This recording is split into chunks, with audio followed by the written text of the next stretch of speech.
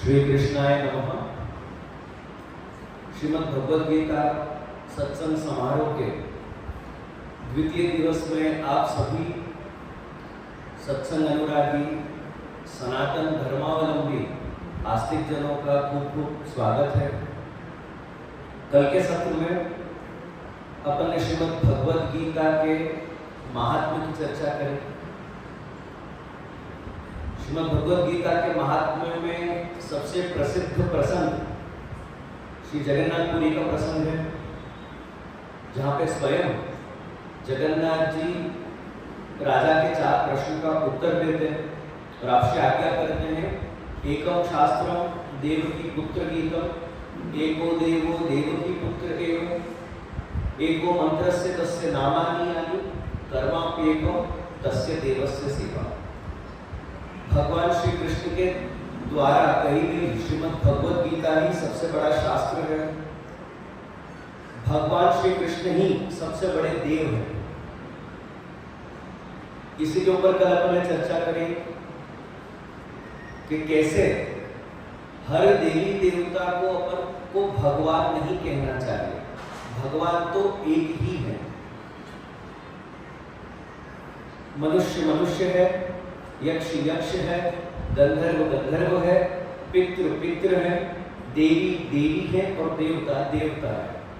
सब अपने अपने अधिकार अनुसार, अपने अपने कर्म अनुसार, अपनी अपनी योनि अनुसार और अपने अपने स्थान पर उनकी स्थिति है और उसी अनुसार उन सबका आदर मान सम्मान भी है। लेकिन इन सबसे ऊपर यदि कोई है तो वो एकमात्र भगवान श्री कृष्ण है।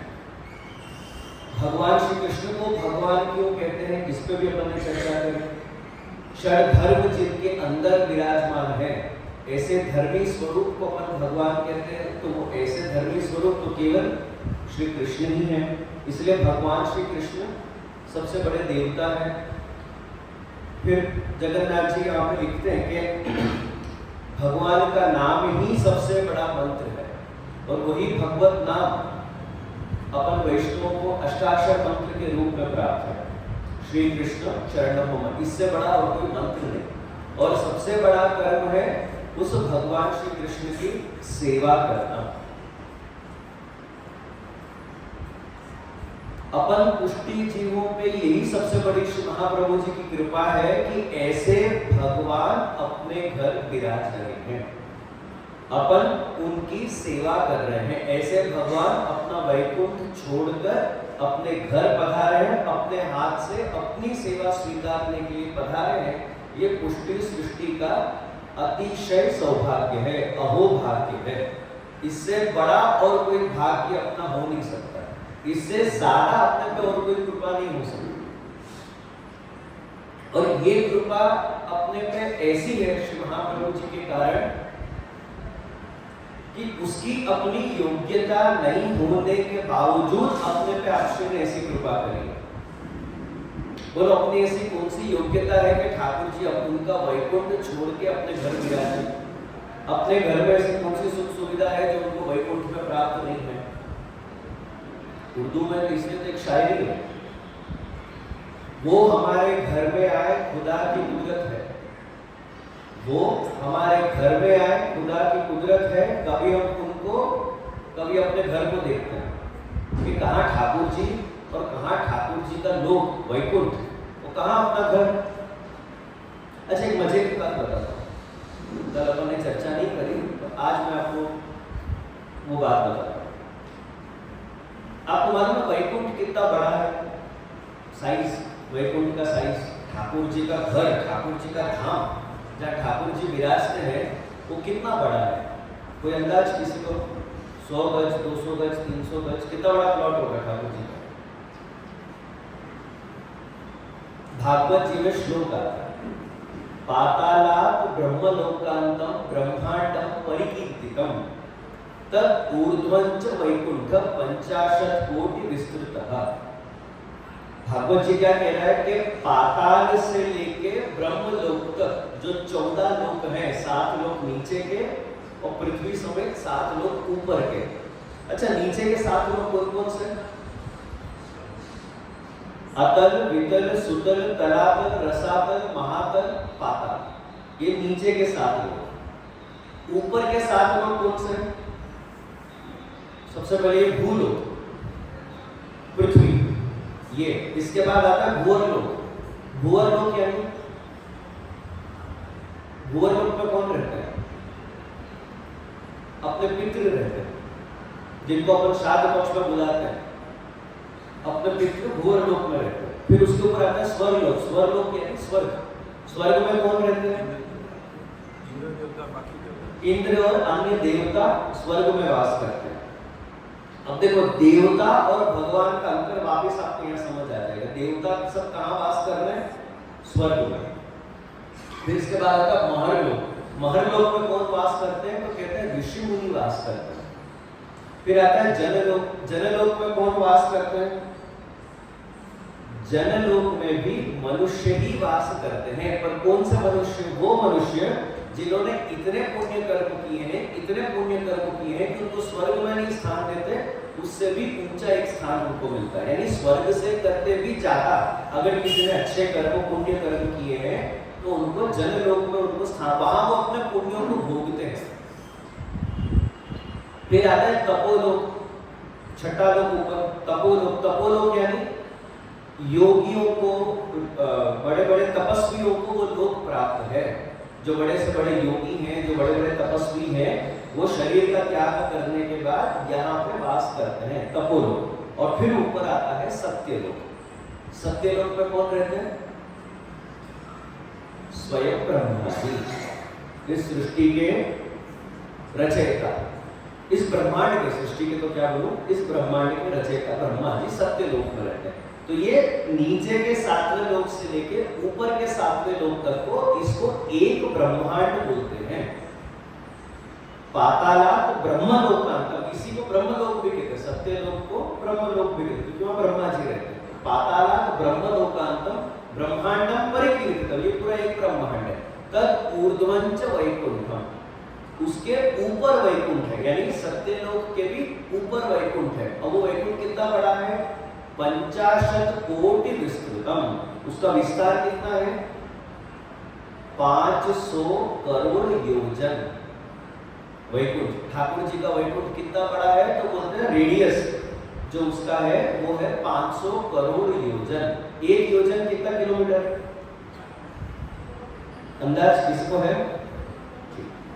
एक योजन अंदाज से 12 से 13 किलोमीटर का है एक योजन।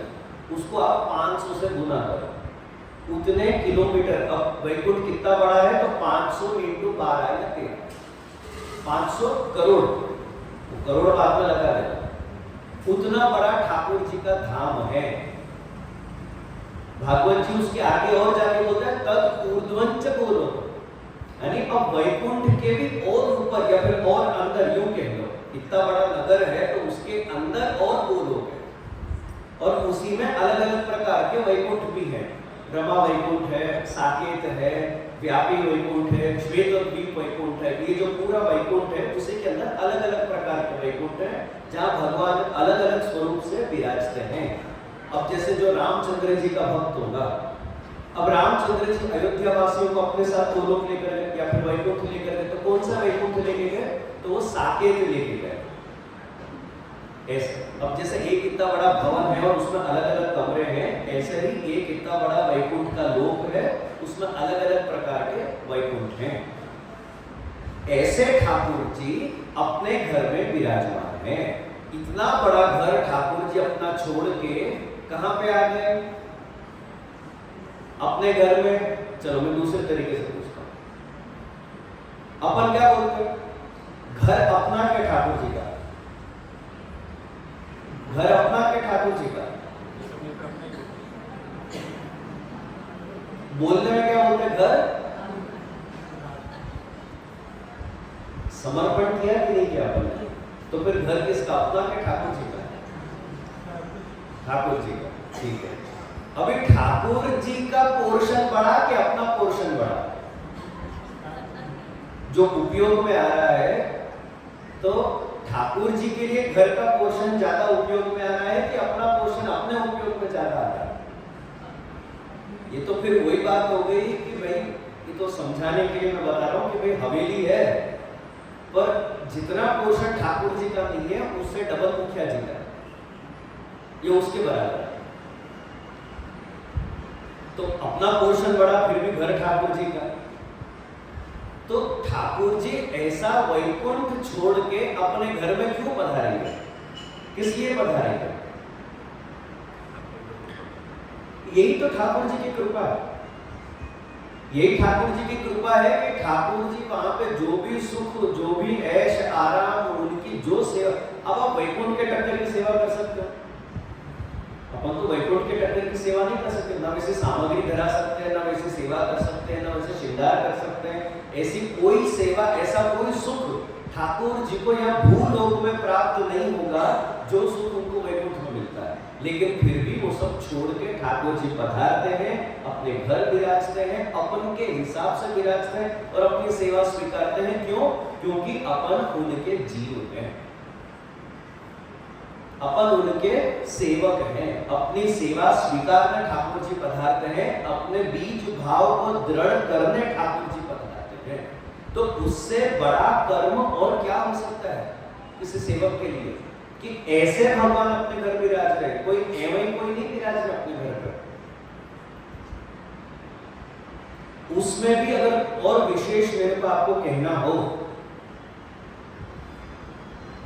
कृष्ण विराजते हैं अपन सबके घर।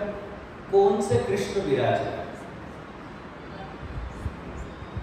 वो भी बड़े मतलब जरूरी चीज है ये जानना कि कौन से कृष्ण विराजते हैं अपने घर। हर द्वापर में जो कृष्ण अवतार में वो कृष्ण अपने यहाँ नहीं विराजते। ध्यान से समझना। मैंने आप लोगों को युग की गणना बताई है पहले भी, बताइए, ध्यान में है? नहीं। चलो मैं गीता जी के ही माध्यम से बता दूं ना, अपन दूसरे शास्त्रों में नहीं जाके गीता जी के ही माध्यम से मैं बता देता हूं। कलयुग के 4,32,000 वर्ष, द्वापर के 8,64,000 वर्ष, त्रेता के 12,96,000 वर्ष और सतयुग के 17,28,000 वर्ष। इन चारों का जब अपन टोटल करते हैं तो एक चतुर्युगी आती है, तो वो टोटल आएगा कुछ 43,20,000, ये टोटल आएगा। इसको आप जब 1000 गुना करते हो, 1000 बार इसको डायरेक्ट मल्टीप्लाई कर देते हो, तब एक कल्प होता है। पर एक कल्प ब्रह्मा जी का 12 घंटा है। जब एक कल्प गुजरता है वो ब्रह्मा जी के 12 घंटे गुजरने के बराबर है। 2 कल्प जब आता है तो ब्रह्मा जी के 24 घंटे गुजरे, तो ब्रह्मा जी एक दिन के हो गए। ब्रह्मा जी की आयु कितनी हुई? एक दिन के। जैसे बच्चा होता है तो बोलते हैं एक दिन का बच्चा है, ये 5 दिन का बच्चा है, 6 दिन का बच्चा है। ऐसे इतने वर्ष बीतने के बाद एक कल्प निकलता है तो वो ब्रह्मा जी के 12 घंटे होते हैं। अब कृष्ण का जो अवतार है वो द्वापर में तो हुआ, पर कौन से कल्प में? हर कल्प में द्वापर हुआ, हर कल्प के द्वापर में कृष्णावतार हुआ। लेकिन अपन जिस कृष्ण की सेवा करते हैं वो कौन से कल्प के हैं? सारस्वत कल्प के हैं। आज कौन सा कल्प चल रहा है? श्वेतवाराह कल्प। तो आज से 5000 वर्ष पहले जो द्वापर गया वो कृष्ण अपने यहाँ नहीं विराजे। अच्छा, मैं एक और प्रमाण देता हूं। आज से 5000 वर्ष पहले यानी श्वेतवाराह कल्प के द्वापर में भगवान ने कहां पे रास किया? रासस्थली कौन सी?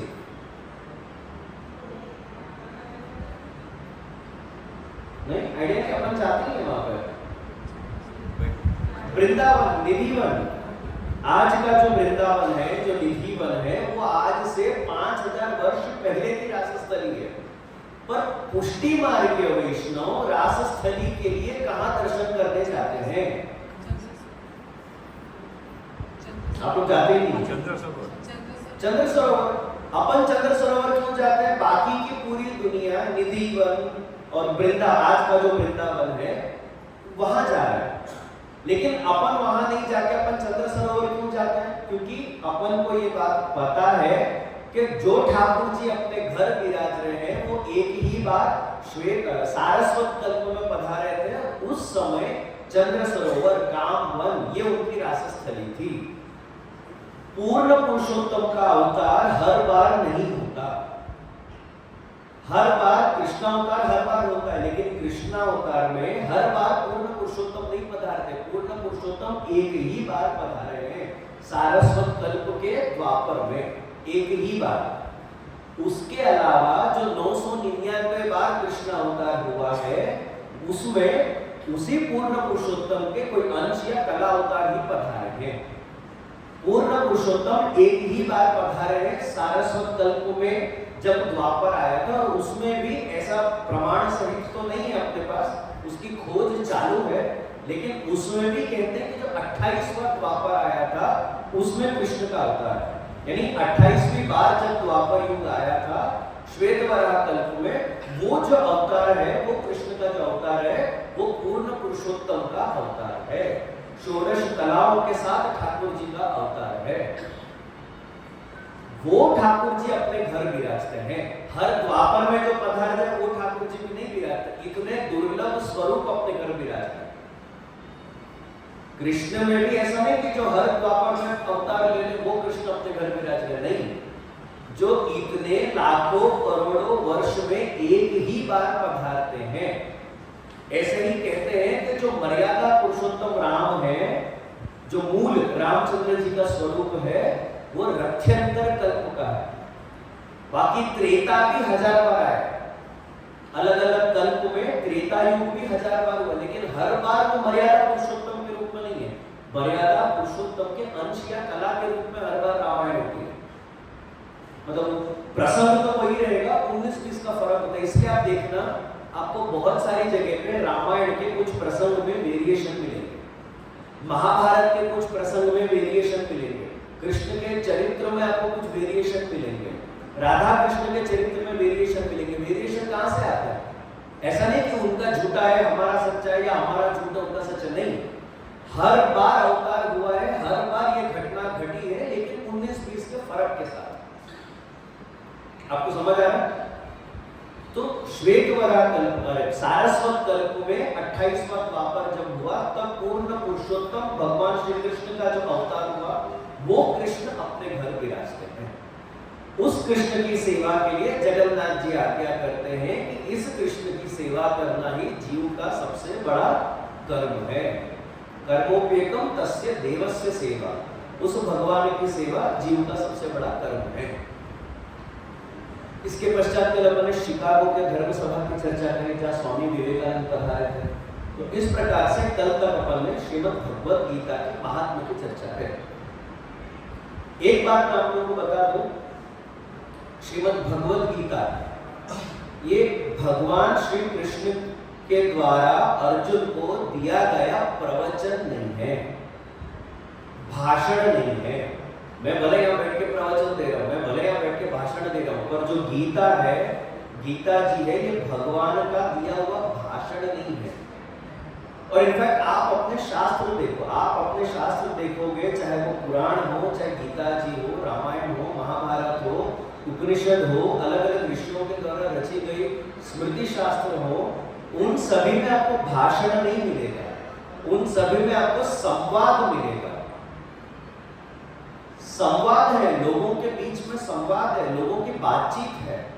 और गीता जी में तो लिखा है, हर अध्याय के अंत में लिखा हुआ आता है ओम तत्सत श्रीमद् भगवद गीतासु उपनिषत्सु ब्रह्म विद्यायाम योग शास्त्रे श्री कृष्णार्जुन संवादे अर्जुन विषाद योग नाम प्रथमोध्यायः भक्ति योगो नाम द्वादशोध्यायः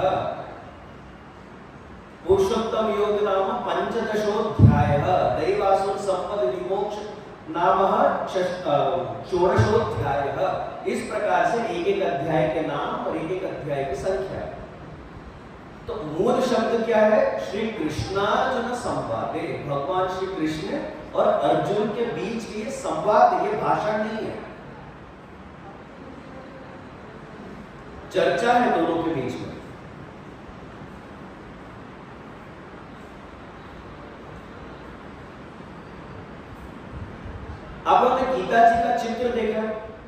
गीता का जो उपदेश है, जो जितने भी चित्र आप देखोगे अथवा तो जो भी सीरियल आपने आज तक गीता जी के ऊपर देखे हैं, उन सभी में भगवान को दो भुजा वाला बताया, द्वयभुज। जबकि गीता का उपदेश भगवान ने द्वयभुज होके नहीं दिया है, चतुर्भुज होके दिया है। आप जानते थे गीता का जो उपदेश है वो भगवान ने चतुर्भुज रूप में दिया है, द्वयभुज में नहीं दिया, दो भुजाओं के साथ नहीं दिया, चार भुजाओं के साथ दिया। और इसका प्रमाण गीता के महात्म्य के श्लोकों में भी आता है। गीता के महात्म्य के श्लोक में वर्णन आता है, प्रपन्न पारिजाताय तोत्र वेत्रैक पाणये ज्ञान मुद्राय कृष्णाय गीतामृत दुहे नमः। ये उपदेश, ये संवाद जो दोनों के बीच में है, ये भगवान ने किस प्रकार से दिया है? तो महात्म्य आज्ञा करता है कि जो गीता रूपी अमृत का दोहन भगवान ने किया है वो चतुर्भुज रूप से किया है। तो चतुर्भुज रूप से तो एक एक भुज में क्या धारण किया है उसका वर्णन है।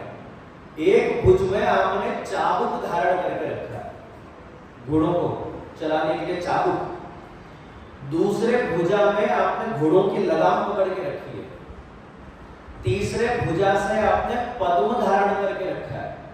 और चौथे भुजा में आपने ज्ञान मुद्रा धारण करके रखी है। ज्ञान मुद्रा, इसको ज्ञान मुद्रा बोलते हैं। ज्ञान मुद्राय कृष्णाय गीतामृत दुहे नमः। इस चतुर्भुज रूप में भगवान ने गीता रूपी अमृत का दोहन किया है। तो भगवान श्री कृष्ण और अर्जुन के बीच में संवाद है, चर्चा है। और ये जो चर्चा है दोनों के बीच में, ये चार प्रकार से हुई। भगवान और अर्जुन के बीच में चार प्रकार से संवाद हुआ है। सबसे पहला संवाद रथी और सारथी के बीच का संवाद है। दूसरा जो संवाद है वो गुरु शिष्य के बीच का संवाद है। तीसरे प्रकार का जो संवाद हुआ है, दो सखाओं के बीच का संवाद हुआ। और चौथे प्रकार का जो संवाद हुआ है वो भक्त और भगवान के बीच का संवाद हुआ। और केवल संवाद ही नहीं, गीता जी के द्वारा भगवान ने ये भी अपन को समझाया है कि अपन को संवाद भी किस प्रकार से करना चाहिए। अगर आपको किसी से मार्गदर्शन चाहिए, आपको किसी से गाइडेंस चाहिए, आपको अगर किसी से कुछ पूछना है, तो उसका भी एक प्रकार है, उसका भी एक तरीका है। वो तरीका भी भगवान ने गीता जी में अपन को समझाया कि इस प्रकार से अगर आप किसी को अप्रोच करोगे, कुछ जानकारी लेने के लिए आप अप्रोच करोगे, मिलोगे, तो आपको जानकारी जरूर मिलेगी। उसकी भी एक पद्धति है जो भगवान चौथे अध्याय में अपन को समझाते हैं। भगवान आज्ञा करते हैं, तद्विद्धि प्रणिपातेन परिप्रश्नेन सेवया उपदेक्षन्ति ते ज्ञानम ज्ञानिन तत्त्ववर्धिनः। जब भी आपको किसी से कोई ज्ञान प्राप्त करना हो, किसी गुरुजन के पास, किसी भी व्यक्ति के पास से अगर आपको कुछ जानना हो, कोई जानकारी लेनी हो, कोई मार्गदर्शन चाहिए हो, तो सबसे पहले तो उसने चार लक्षण बताया भगवान ने। सबसे पहले तो तद्विद्धि, विधि पूर्वक उनके पास जाओ। विधि पूर्वक यानी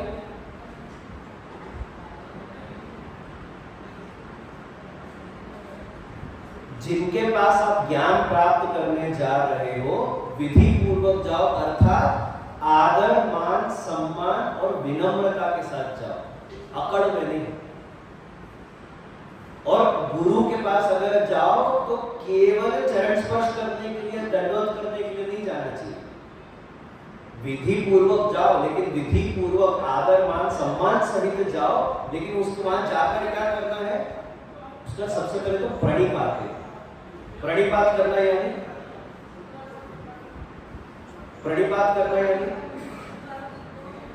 नमन करना, आदर मान सम्मान के साथ नमन करना। यानी आदर मान सम्मान आपके बॉडी लैंग्वेज में तो होना ही चाहिए, साथ ही साथ आप क्रिया में भी लेकर आओ।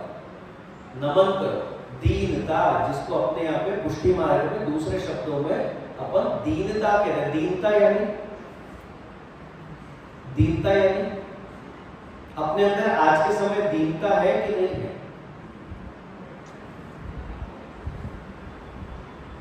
अत्यंत झुका हुआ भाव, आप शरीर से झुको या नहीं झुको, या शरीर से झुकने की बात नहीं है। मन में अकड़ रख के शरीर से झुक भी जाओ तो भी कोई मतलब नहीं। दीनता का अर्थ है अत्यंत झुका हुआ भाव, जहां झुकने की सीमा खत्म नहीं होती, वो दीनता है। अत्यंत झुका हुआ भाव, एकदम ग्राउंडेड, उसको दीनता कहते हैं। रामानुज संप्रदाय के एक प्रखर विद्वान जो रामानुज संप्रदाय की गादी पे भी विराज है, और बहुत छोटी उम्र में विराज है, उनका नाम है श्री वेदांत देशिक आचार्य। ये रामानुज संप्रदाय के आचार्य थे और रामानुज संप्रदाय की गादी पे भी विराज है। अब हुआ क्या कि एक छोटी उम्र के थे, लेकिन बहुत जल्दी ये गादी पे विराज गए। इनसे जो सीनियर दूसरे आचार्य थे उनको गादी पे विराजने का मौका नहीं मिला, लेकिन ये विराज गए, क्योंकि गुरु शिष्य परंपरा में वहां पे चलता है तो इनको जल्दी मौका मिल गया। तो इनसे बड़ी उम्र के जो आचार्य थे, जिनको था कि शायद हमारा नंबर नेक्स्ट लगेगा, उनका नहीं लगा, इनका लग गया। उनको खराब लगा, अब उनको खराब लगा, थोड़ी जलन, थोड़ी ईर्ष्या उनको महसूस हुई, तो उन्होंने उपाय निकाला, अपन इनका अपमान करते हैं, वेदांत देशिक आचार्य का अपन अपमान करते हैं। तो उन्होंने क्या किया, उनके घर के आगे चप्पल पहने ना, वो चप्पल, वो चप्पल से बनी हुई पूरी एक माला बनाई, माला बनाए, उनके घर के जो मुख्य द्वार है उसके आगे टांग दी कि भाई सुबह सुबह ब्रह्म मुहूर्त के समय श्री वेदांत देशिक आचार्य जगेंगे, जग के और जैसे ही घर का द्वार खोलेंगे, बाहर स्नान करने के लिए पधारेंगे, तो ये चप्पल की माला उनके गले में गिरेगी और अपन उनका हंसी मजाक उड़ाएंगे। तो इस प्रकार से उनको अपमानित करने के लिए उन लोगों ने चप्पल से माला बनाई और माला बना के घर के आगे टांग दी रात के समय पर। अब सुबह का समय हुआ, ब्रह्म मुहूर्त का समय, नेचुरली थोड़ा अंधकार होगा, तो जैसे ही श्री वेदांत देशिक आचार्य दरवाजा खोला, वो चप्पल की माला उनके गले में आके गिर गई, और जैसे ही वो माला उनके गले में गिरी, उनके मुंह से एक श्लोक निकला। अब वो आपसे क्या आज्ञा करते हैं, कर्मा अवलंबका केचित केचित ज्ञानावलंबका वयंतु हरिदासानाम पाद रक्षा अवलंबका। यानी कुछ लोग ऐसे हैं जो कर्म के आधार पे भगवत प्राप्ति करना चाहते हैं, कर्म मार्ग के रास्ते पे चल के कर्म मार्ग के द्वारा अपना कल्याण सिद्ध करना चाहते हैं। कर्मा अवलंबका केचित केचित ज्ञानावलंबका, कुछ लोग ऐसे हैं जो ज्ञान मार्ग के द्वारा खुद का कल्याण सिद्ध करना चाहते हैं, ज्ञान मार्ग के आधार पर खुद का कल्याण सिद्ध करना चाहते हैं। वयंतु हरिदासानाम, अब वो खुद के लिए कह रहे हैं, वयंतु हरिदासानाम पाद रक्षा अवलंबका, हम तो ऐसे हरि के दास हैं जो उनके भी दास हैं, उनके चप्पल के आधार पर भगवत प्राप्ति कर लेंगे। ये दीनता है। रामानुज संप्रदाय की ऊपर से ऊपर की जो गादी है, यानी पुष्टि मार्ग के शब्दों में बोलूं तो तिल का है, आप समझो, सबसे प्रमुख गादी पे जो विराजमान आचार्य है, जो टिकेट है, लेकिन उनका भाव देखो, ये दीनता है कि अरे हम तो भगवान नहीं, भगवान के दास नहीं है, भगवान के भी जो दास हैं उनकी चप्पल है, उसके आधार पर ही हमारा तो उद्धार हो जाएगा। क्योंकि चप्पल भी किसकी है, भगवान के दास की ही है ना, वो भी तो भगवत दास है, भगवान के भक्त हैं। हम भगवान के भक्त नहीं है, हम तो भगवान के भक्तों के भक्त हैं, और उसी में हमारा उद्धार हो जाएगा। मन में इस प्रकार का भाव, ये दीनता है। इस प्रकार से दीनता पूर्वक अपने को गुरु के सम्मुख जाना चाहिए, या किसी भी व्यक्ति के सम्मुख जाना चाहिए जिससे अपने को कोई मार्गदर्शन प्राप्त करना है, जिससे अपने को कोई संवाद करना है, कोई चर्चा करनी है। तद्विधि प्रणिपातेन, तीसरा लक्षण है परिप्रश्नेन। अब गुरु के पास क्यों जाना चाहिए या किस लिए जाना चाहिए, तो केवल चरण स्पर्श आशीर्वाद के लिए नहीं, परिप्रश्नेन, ज्ञान प्राप्त करने के लिए जाओ। और ज्ञान कहां से प्राप्त होगा, केवल बैठ के प्रवचन सुनने से ज्ञान प्राप्त नहीं होगा। थोड़ी देर में आप लोग सब सो जाओगे, या एक एक बार हर कोई झपकी तो ले ही लेगा। ज्ञान कब प्राप्त होता है, जब आप प्रश्न पूछते हो, परिप्रश्नेन। आजकल अपन ने प्रश्न पूछने ही बंद कर दिए। कल मैंने अंधविश्वास की बात करी, कहां से प्रवेश होता अंधविश्वास, जब आप प्रश्न पूछना बंद कर देते हो, मनमानी रीत से आचरण करना शुरू कर देते हो, वहां से अंधविश्वास प्रवेश करता है। फिर आप आगे की पीढ़ी को दोष मत दो कि जीजे ये लोग कुछ करते नहीं है, ये लोग मानते नहीं। कहां से मानेंगे? अपनी क्रिया को देख के लगता ही नहीं है कि कुछ मानने जैसा है, अपनी क्रिया ही ऐसी है। और वो लोग एक प्रश्न पूछ लिया, अगर जवाब नहीं मालूम अपन लड़के बिठा देते हैं, फालतू सवाल नहीं पूछना हमसे। अपन ये क्यों बोले कि हमको नहीं मालूम है, ये क्यों बोलना कि हमको नहीं मालूम है? लड़के बिठा तो दूसरी बार पूछेगा ही नहीं। गुरु के पास जाओ तो प्रश्न पूछो। अब प्रश्न पूछते समय ऊपर के दो लक्षण याद रखने जरूरी है, विधि पूर्वक और दीनता पूर्वक। अभी प्रश्न पूछने में भी फिर कोई अकड़ नहीं होनी चाहिए, क्योंकि अगर अकड़ रहेगी तो वो ज्ञान में तब्दील नहीं होगा। काफी सारी जगहों पर मैंने नोट किया, कितने ऐसे हैं प्रश्न पूछने के नाम पे खुद के प्रवचन चालू कर देते। कितनी बार तो मेरे को पूछना पड़ता है कि इसमें आपका प्रश्न क्या है? आप 15 मिनट से तो बोल रहे हो, प्रश्न क्या है आपका? तो विधि पूर्वक अपने को प्रश्न पूछना चाहिए और प्रश्न पूछने ही चाहिए। आपको क्या लगता है गीता का उपदेश भगवान ने सामने से दे दिया? अर्जुन ने प्रश्न पूछे तो गीता जैसा अमृत अपने को प्राप्त हुआ। इसलिए मतलब शास्त्रों में प्रत्येक ग्रंथ जो अपने को प्राप्त है वो सब संवाद शैली के हैं, सब में प्रश्न है, सब में उत्तर है। ज्ञान तभी प्राप्त होगा अगर आप प्रश्न पूछोगे। आप प्रश्न नहीं पूछोगे, आप गूंगे बन के बैठे रहोगे, मैं तो 1.5-2 घंटा बोल के मैं तो निकल जाऊंगा, पर आप वहीं के वहीं रह जाओगे। कल से एक नियम बांधते हैं, भीड़ शायद और कम हो जाए। कल से एक नियम बांधते हैं कि एक दिन पहले का जो सत्र हुआ है उसको कोई एक वैष्णव समरी करके दूसरे दिन 10 मिनट बोले। बोलो कितने लोग तैयार रहेंगे?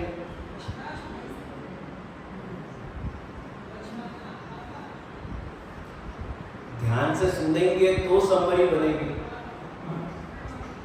ध्यान से सुनेंगे तो प्रश्न उत्पन्न होंगे। तो ध्यान से ही नहीं सुनेंगे तो फिर तो आगे का कोई विषय बनेगा ही नहीं।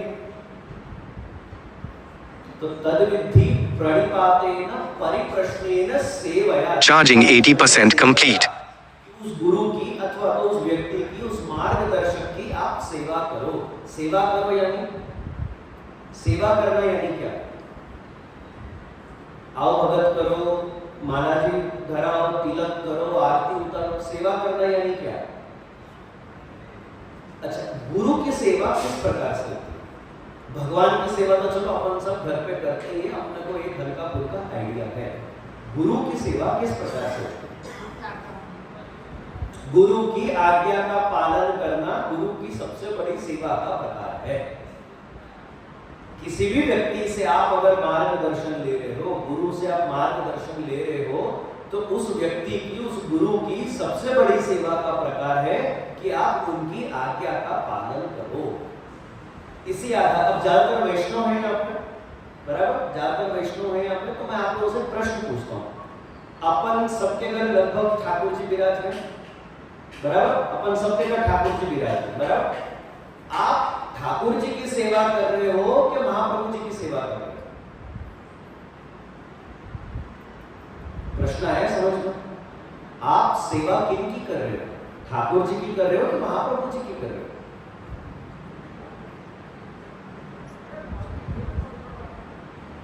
नहीं ख्याल आ रहा? प्रश्न है, समझ में? थोड़ा सा गहराई से विचार करो। मूल सेवा अपन श्री महाप्रभु जी की कर रहे हैं, क्योंकि महाप्रभु जी की आज्ञा है कि तुम भगवत सेवा करो। तो महाप्रभु जी की आज्ञा का पालन करना वो महाप्रभु जी की सेवा है। और महाप्रभु जी की आज्ञा क्या है कि ठाकुर जी की सेवा करो। तो जब आप ठाकुर जी की सेवा करते हो तो केवल ठाकुर जी की नहीं कर रहे, ठाकुर जी के साथ साथ आप श्री वल्लभाचार्य जी की भी सेवा सेवा कर रहे हो, उनकी आज्ञा मानकर, उनकी आज्ञा का पालन करके। अब इसमें आप अपने मन मानी रीत से सेवा करो। सेवा तो कर रहे हो अपने ढंग से, महाप्रभु जी के बताए गए प्रकार से नहीं कर रहे हो, मन मानी रीत से सेवा कर रहे हो, तो ना आपने ठाकुर जी की सेवा करी और ना ही महाप्रभु जी की सेवा हुई, दोनों मिलकर डंडा मारेंगे बात। तो आप अगर किसी से संवाद करो, किसी से बातचीत करो, किसी से मार्गदर्शन प्राप्त करो, तो ये चारों लक्षणों को ध्यान में रखो। तद्विद्धि प्रणिपातेन परिप्रश्नेन सेवया उपदेशन्ति ते ज्ञानम ज्ञानिन तत्ववर्धन। तत्ववर्धन कब होगा? ज्ञान का वर्धन कब होगा? जब ये चार लक्षण सहित आप सामने वाले को अप्रोच करोगे तो वो खुशी खुशी आपको तत्व ज्ञान देगा। अकड़ में जाओगे और अकड़ में प्रश्न पूछोगे, अपने अहम को बीच में रख के पूछोगे, तो कोई ज्ञान प्राप्त होना नहीं है।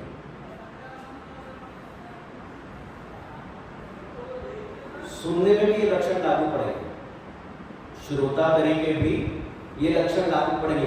अगर एक श्रोता के अंदर दीनता नहीं होगी, महाप्रभु जी का, श्री वल्लभाचार्य जी का वो प्रसंग याद करो, मेरे ख्याल से कृष्णदास मेघन की वार्ता का वो प्रसंग है जहाँ पे महाप्रभु जी का या फिर शायद कोई और वैष्णव है, मेरे ध्यान में नहीं आ रहा है, लेकिन वो जो गुरु है वो महाप्रभु जी के प्रवचन सुनने आते हैं।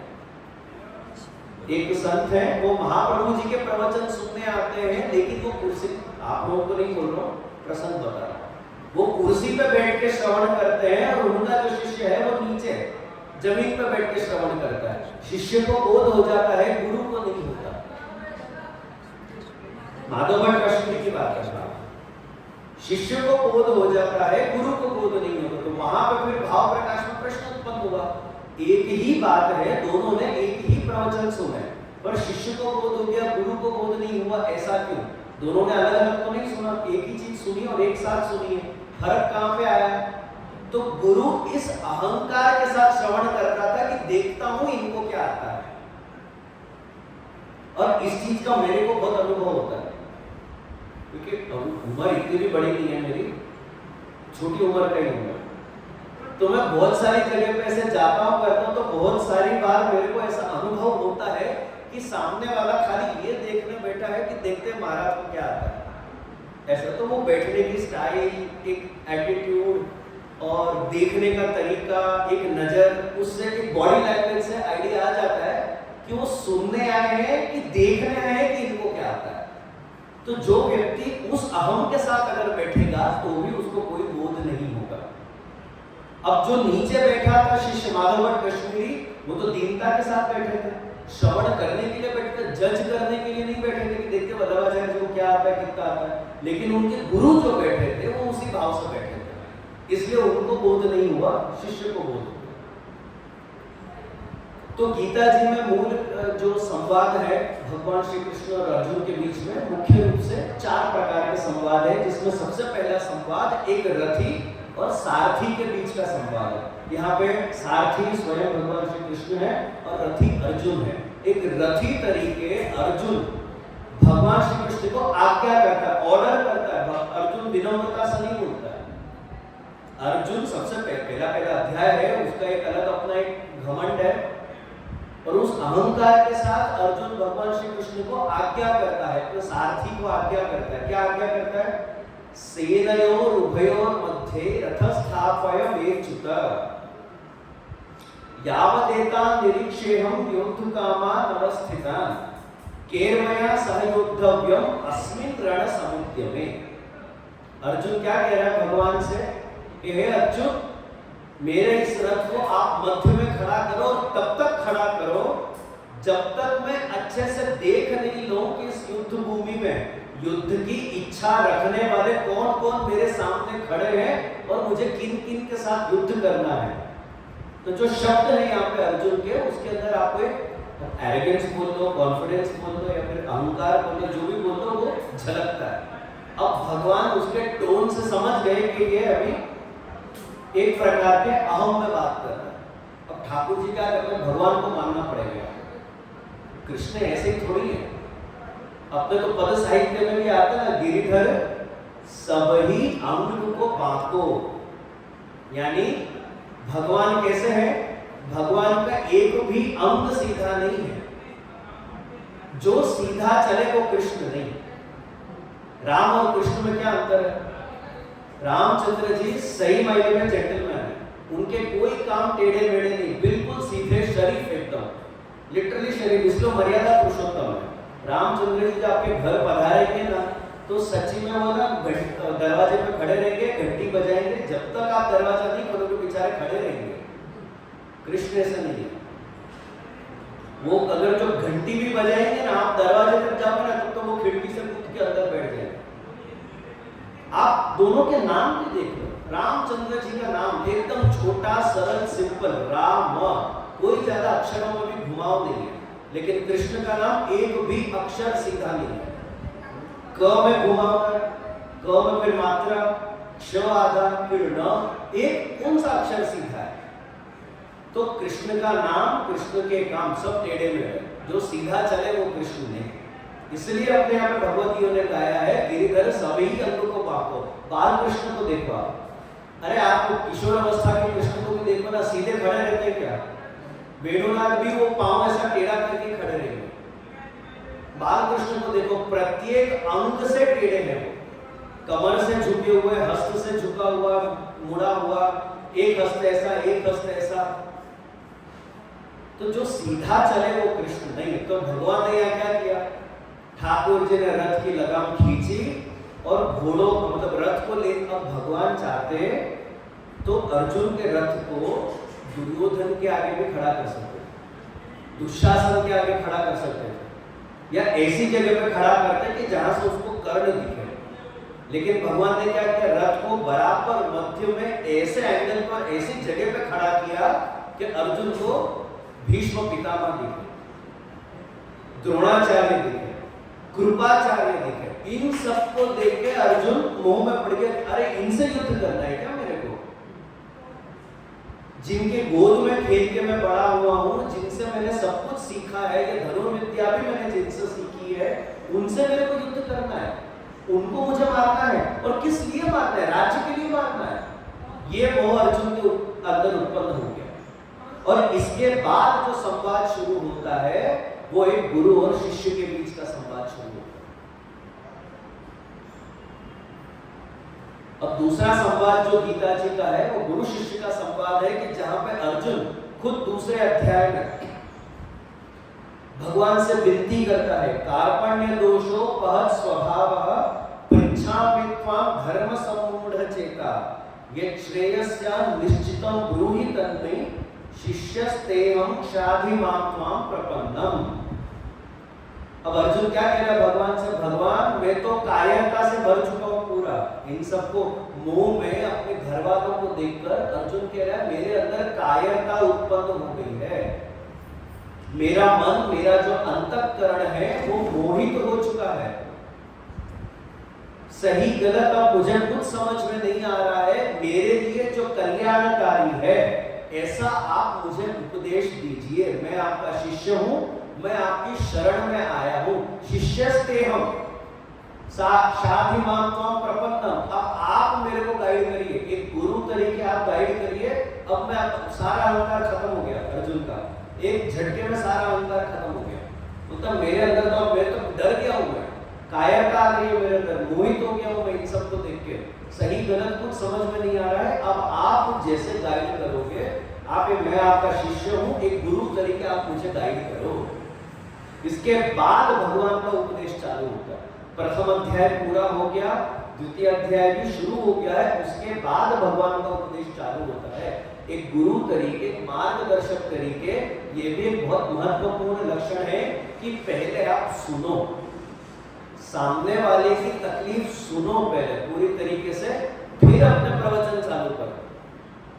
या अपन को एक लाइन सुनते तुरंत बोलने का अपन सबको इतना शौक है कि सामने वाले की पूरी सुने बिना अपन बोलना शुरू कर देते हैं।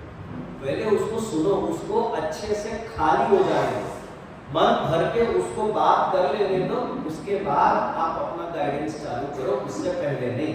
और जब तक कोई पूछे नहीं तब तक डोंट डाया बन के गाइडेंस मत दो। जब तक अर्जुन ने खुल के भगवान से नहीं पूछ लिया, जब तक कि उसने स्वीकार नहीं कर लिया कि भाई मैं आपका शिष्य हूं, शिष्य तरीके आप मेरे को बताओ, तब तक भगवान ने एक शब्द नहीं बोला।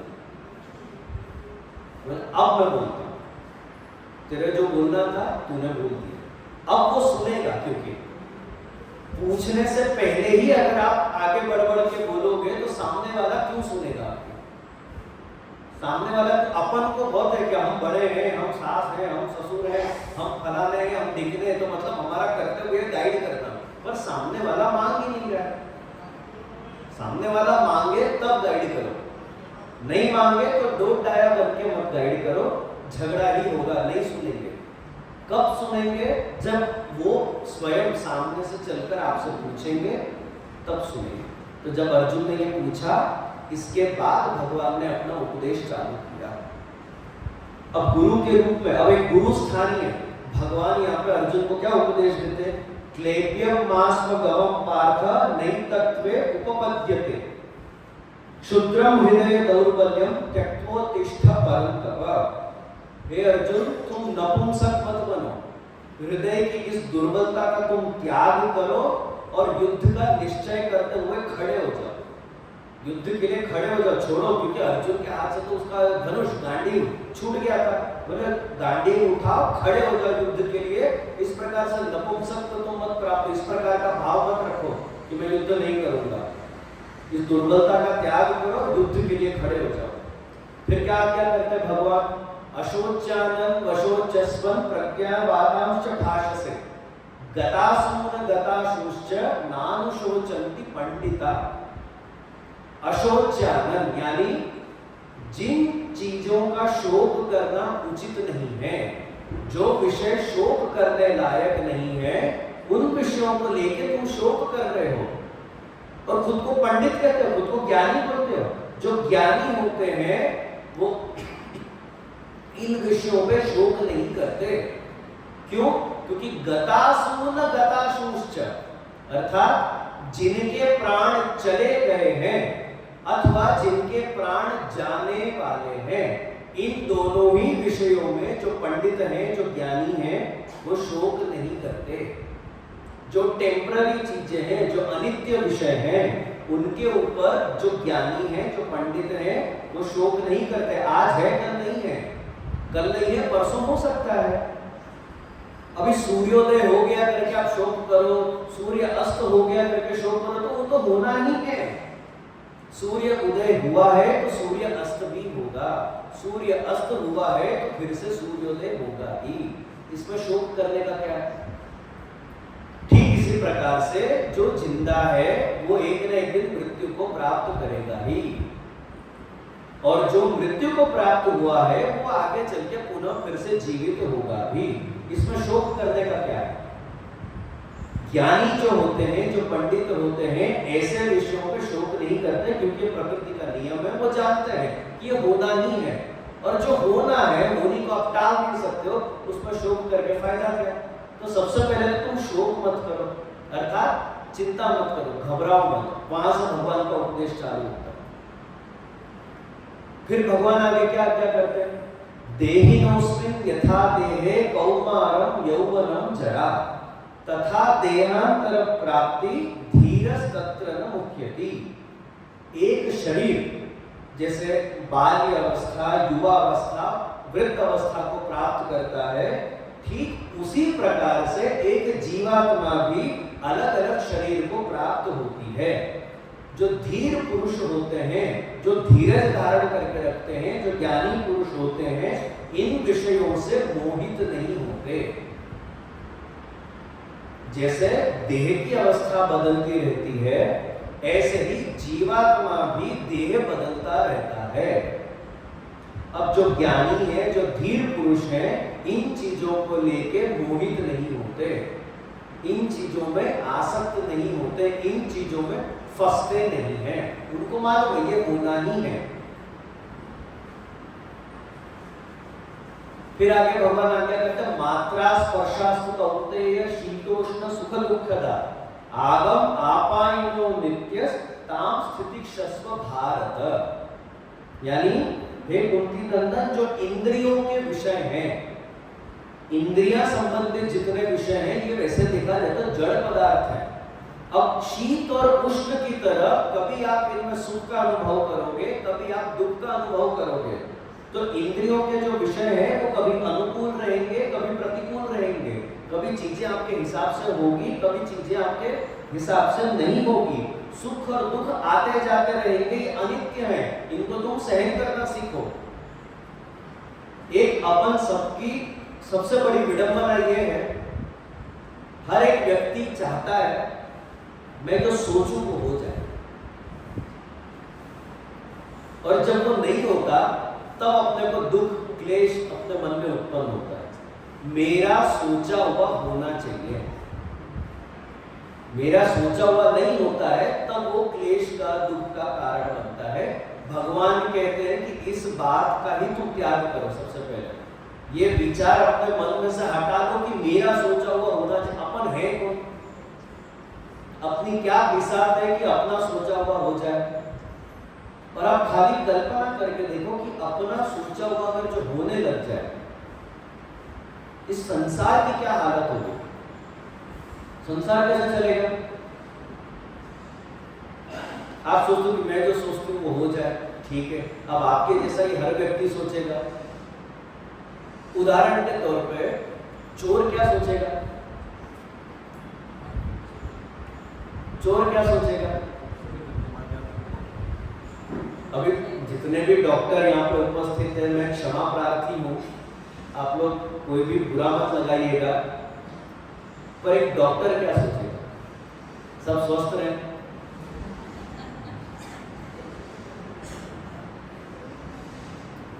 जितने भी वकील यहाँ पे विद्यमान हैं उनसे भी मैं क्षमा प्रार्थी हूँ, मैं खुद भी एक वकील हूँ। वकील क्या सोचेगा? कहीं पे कोई क्लेश ही नहीं हो, कहीं पे किसी प्रकार का कोई डिस्प्यूट ही नहीं हो, वकील ऐसा सोचेगा। वकील क्या सोच, कहीं ना कहीं कुछ ना कुछ चलता रहे। तो आतंकवादी क्या सोचेगा? अब सबका सोचा हुआ होने लग गया तो सोचो ब्रह्मांड की, इस पूरे संसार का, ऐसा छोड़ दो, भूतल की हालत क्या होगी? तो सबसे पहले तो इस बात का त्याग कर दो कि भाई मेरा सोचा हुआ हो जाए। जो कुछ भी हो रहा है भगवत इच्छा से हो रहा है, और जो कुछ भी होगा वो भी भगवत इच्छा से ही होगा। अब वो चाहे अच्छा हो या बुरा हो, जो भी हो रहा है भगवत इच्छा से होगा। तो भगवान आज्ञा करते हैं कि आपके जीवन में जितने भी अनुकूल और प्रतिकूल प्रसंग हैं, अच्छा अनुकूल और प्रतिकूल, सुख और दुख, मेरे को आप ये बताओ कि सुख यानी क्या और दुख यानी क्या? सुख की व्याख्या क्या है, दुख की व्याख्या क्या है?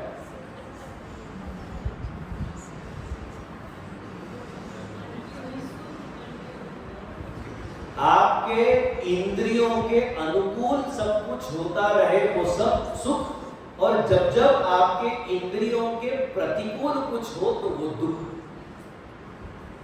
भगवान आज्ञा कर रहे हैं, पे इंद्रियां जड़ पदार्थ हैं। उस इंद्रिय, जब तक आप अपनी इंद्रियों में आसक्त रहोगे तब तक आप अपने जीवन में हर बार सुख और दुख का अनुभव करते रहोगे। और ये तो देखो न की बात है, अपन जीवन में सुख का अनुभव ज्यादा करते हैं कि दुख का?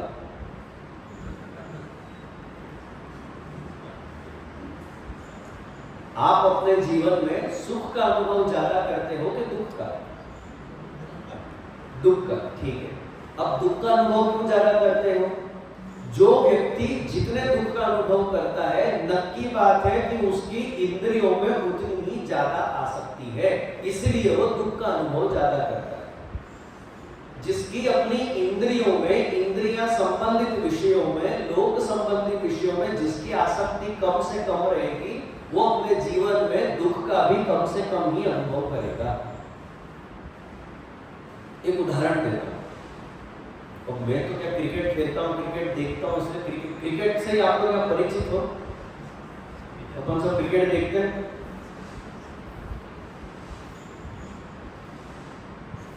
दो 2023 में इंडिया फाइनल हारी थी वर्ल्ड कप का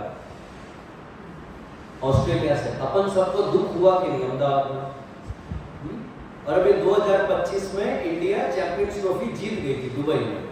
अब तक तो सुख हुआ कि नहीं? अपन खुश हुए कि नहीं? वाह इंडिया यहाँ जीत गई, वहां हार गई तो दुख हुआ, यहाँ जीत गई तो सुख हुआ। यही इंडिया फुटबॉल में भी हारती है, यही इंडिया ओलंपिक में भी हारती है, यही इंडिया कभी कभी कबड्डी में हारती है, टेनिस में हारती है। अपने को दुख होता है, दुख होता है क्यों?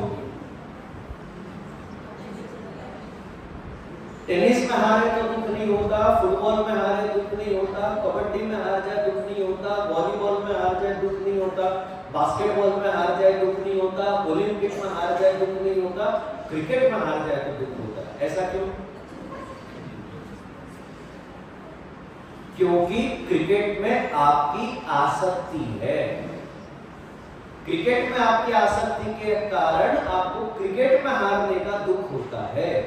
जिन खेल में आपकी आसक्ति नहीं है उसमें हारने का दुख नहीं होता। इंडिया दोनों जगह है, तो आपकी आसक्ति इंडिया में नहीं है, आपकी आसक्ति भारत में नहीं है, आपकी आसक्ति आपके अंदर है, आपके इंद्रियों में है।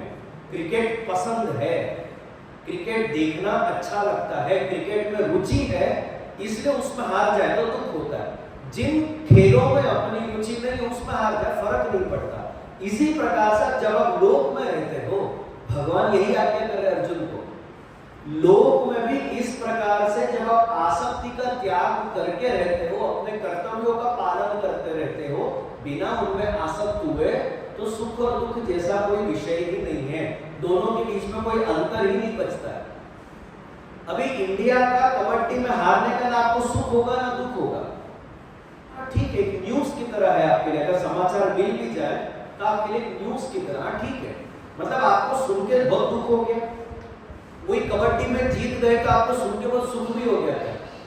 वर्ल्ड कप जीत गए तो अपन कैसे उसको सेलिब्रेट करते हैं?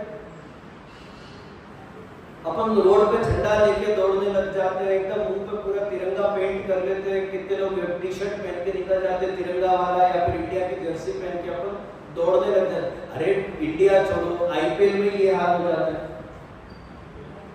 जिसकी आईपीएल टीम जीत जाए, जहां की जीत जाए, वही ये हाल हो जाता है। भूले भटके 18 साल में पहली बार बैंगलोर जीती, तो क्या हाल हो गया? कैसे लोग पागल हो गए बैंगलोर को, ऐसे पागल हुए कि भगदड़ी मच गई, बेचारे कितने सारे लोग शरण हो गए, ऐसे पागल हो जाते हैं। तो ये अपनी आसक्ति के कारण है। तो भगवान अर्जुन का आज्ञा करता है कि ये शीत और उष्ण की तरह है, सर्दी और गर्मी की तरह है। भाई कभी सर्दियां रहेगी, कभी गर्मियां रहेगी, कभी जीवन में सुख का अनुभव होगा, कभी जीवन में दुख का अनुभव होगा। इनको सहन करना सीखो। ये आते जाते रहेंगे, इंद्रियों के विषय है, इंद्रियों से संबंधित विषय है, ये आते जाते रहेंगे। आप सोचो परमानेंटली मेरे को सुख का अनुभव हो तो संभव नहीं है, परमानेंटली दुख का अनुभव हो तो वो भी संभव नहीं है। इनको सहन करना सीखो।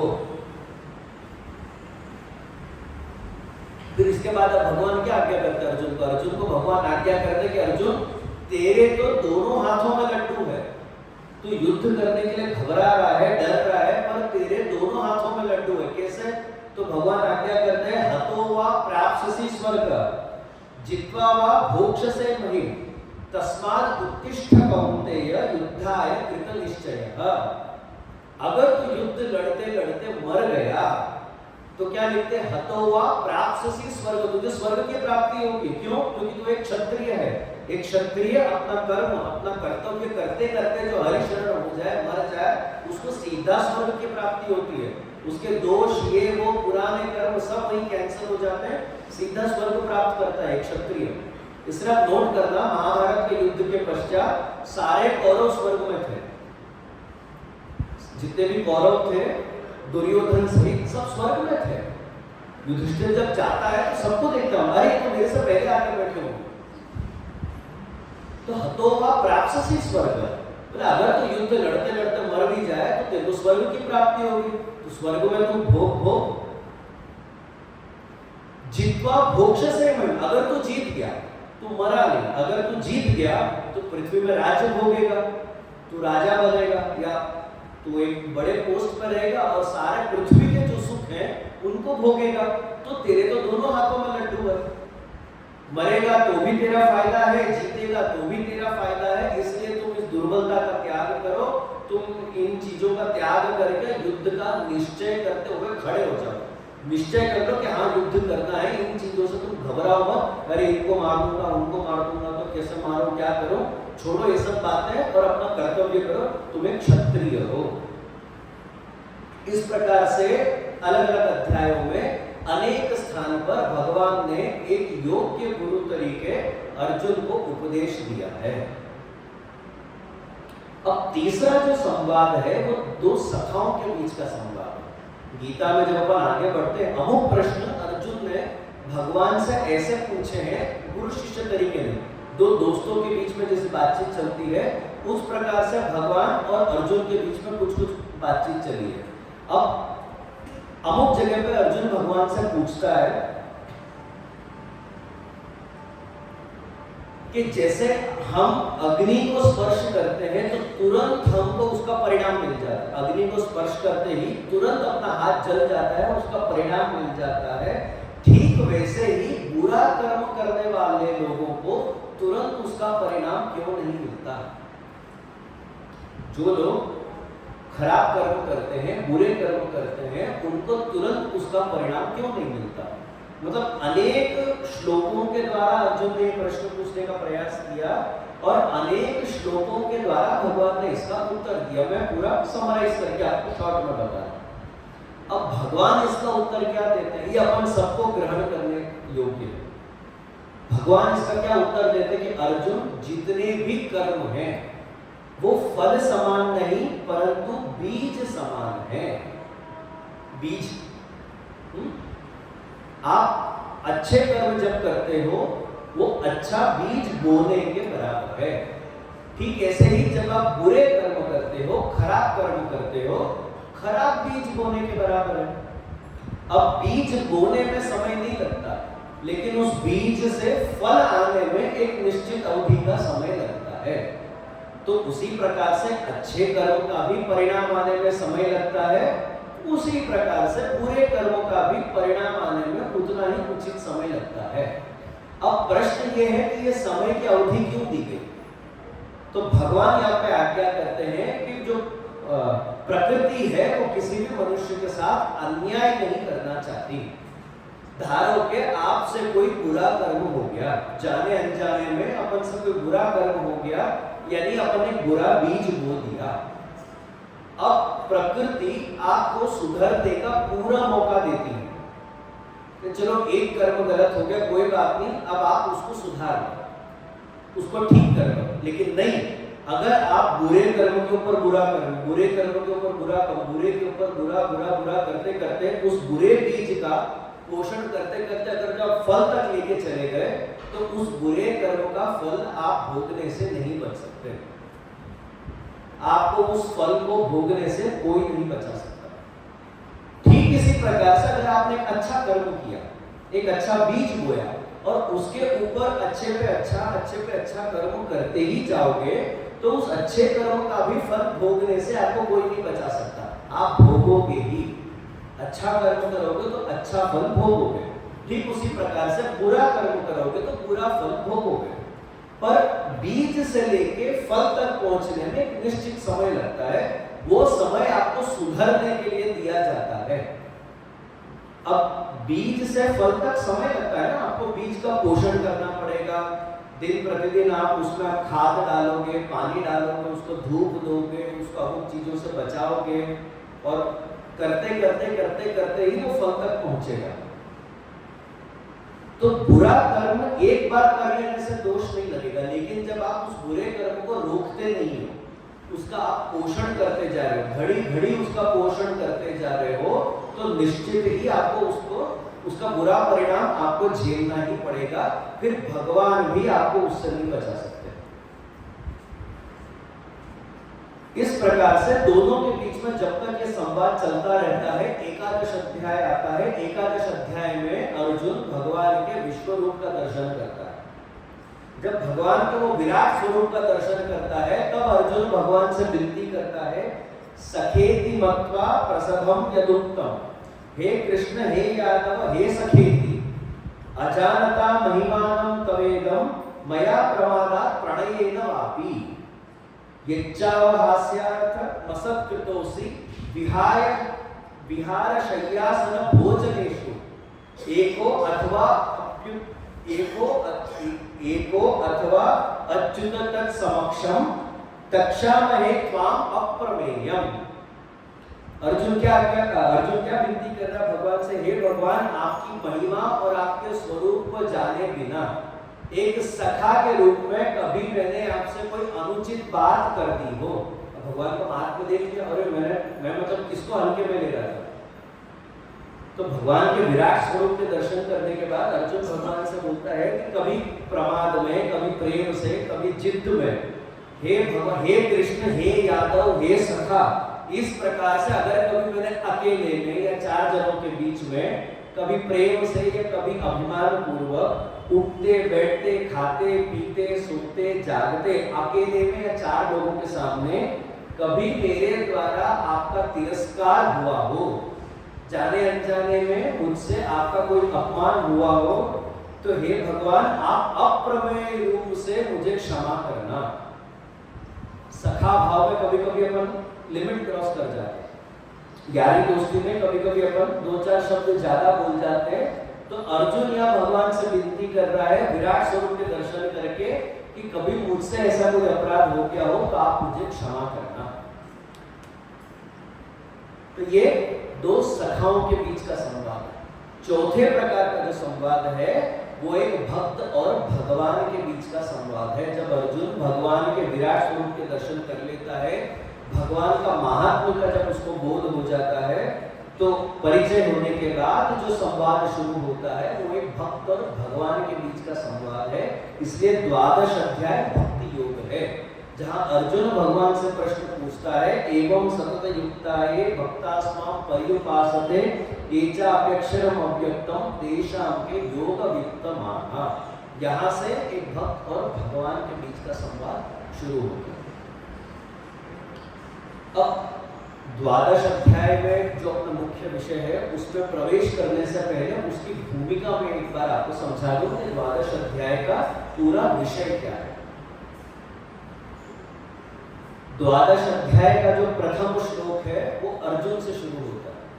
प्रथम श्लोक में अर्जुन भगवान से एक प्रश्न पूछता है, उसी प्रश्न के उत्तर में भगवान 19 श्लोकों के द्वारा जवाब देते हैं। तो प्रथम श्लोक में भगवान से अर्जुन क्या पूछता है? अर्जुन पूछता है, भगवान आपके दो प्रकार के भक्त हैं, एक आपके साकार रूप की सेवा करते हैं, उपासना करते हैं, दूसरे आपके निराकार स्वरूप की उपासना करते हैं। इन दोनों प्रकार के भक्तों में श्रेष्ठ कौन है?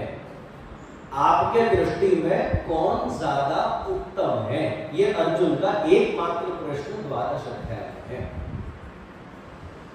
अब दूसरे श्लोक के द्वारा भगवान अर्जुन को समझाते हैं कि जो उनके साकार रूप को भजता है वो भगवान को प्रिय है। तीसरे, चौथे और पांचवें श्लोक में भगवान आज्ञा करते हैं कि जो उनके निराकार रूप को भजते हैं वो भी मुझे ही प्राप्त होते हैं। भगवान को प्रिय कौन है? तो बोलते मेरे साकार रूप को भजने वाले मुझे ज्यादा प्रिय है, लेकिन जो मेरे निराकार रूप को भजते हैं वो भी अंत तो गत्वा मुझे ही प्राप्त करते हैं। लेकिन फिर भगवान आगे फिर से खुलासा भी करते हैं, जैसे अपन देखते हैं कंडीशन सप्लाई। आप कहीं पे भी जाओ, कंडीशन सप्लाई, भाई सब्जेक्ट टू कंडीशंस, भाई कुछ चीजों की वजह से। तो भगवान यहाँ पे भी कंडीशन सप्लाई कर रहे हैं। जो उनके निराकार स्वरूप को भजते हैं वो प्राप्त तो उसी परमात्मा को करते हैं, प्राप्ति में तो कोई अंतर नहीं है।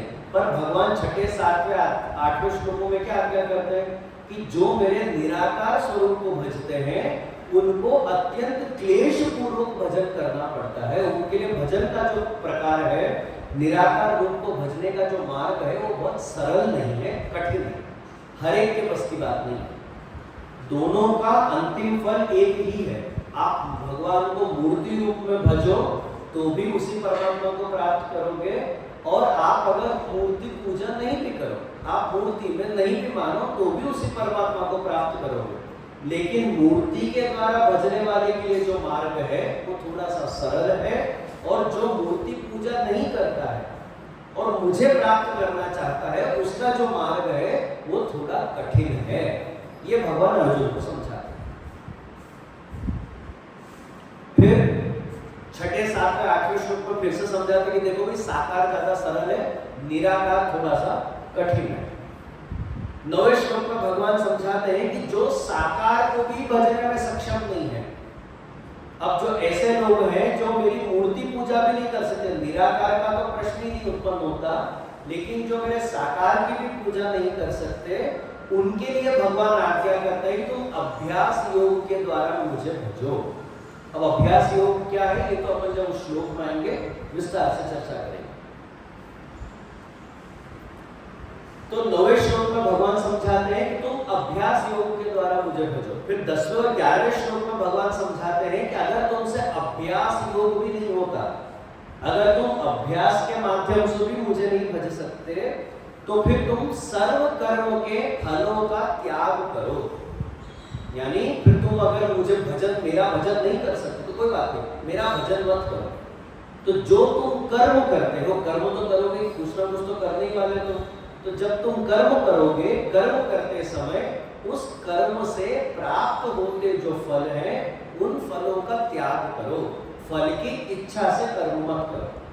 मूलतः बोलने का अर्थ ये है कि फल की इच्छा से कर्म मत करो, मुझ में शरणागत होते हुए कर्म करो, मेरे लिए कर्म करो, स्वार्थ से कर्म मत करो। 12वें श्लोक में फिर भगवान यहाँ पे समझाते हैं कि कर्म करने से अच्छा है, कर्म करने से श्रेष्ठ है कि तुम ज्ञान पूर्वक कर्म करो, यानी ज्ञान सहित तुम कर्म करो। अब एक में है कि तुम खाली कर दो, अब तुमको ज्यादा ज्ञान हो कि भाई ये करना है कर दिया, मुझे ज्यादा आइडिया नहीं है, पर हमको हमारी सास जैसे बता के गए, हम कैसी सेवा करते हैं, हमको ज्यादा आइडिया नहीं है, ये एक प्रकार की भक्ति। अब भगवान यहाँ आज्ञा कर रहे हैं कि इस प्रकार से भजन करने से भी अच्छा है कि आप ज्ञान पूर्वक भजन करो, ज्यादा अच्छा ही हो। दोनों ही ठीक है, नहीं जान के भी आप अगर करोगे तो भी ठीक है, लेकिन जानकर आप करोगे तो आपके लिए ज्यादा सही रहेगा, आपका भाव, आपकी भक्ति जल्दी दृढ़ होगी।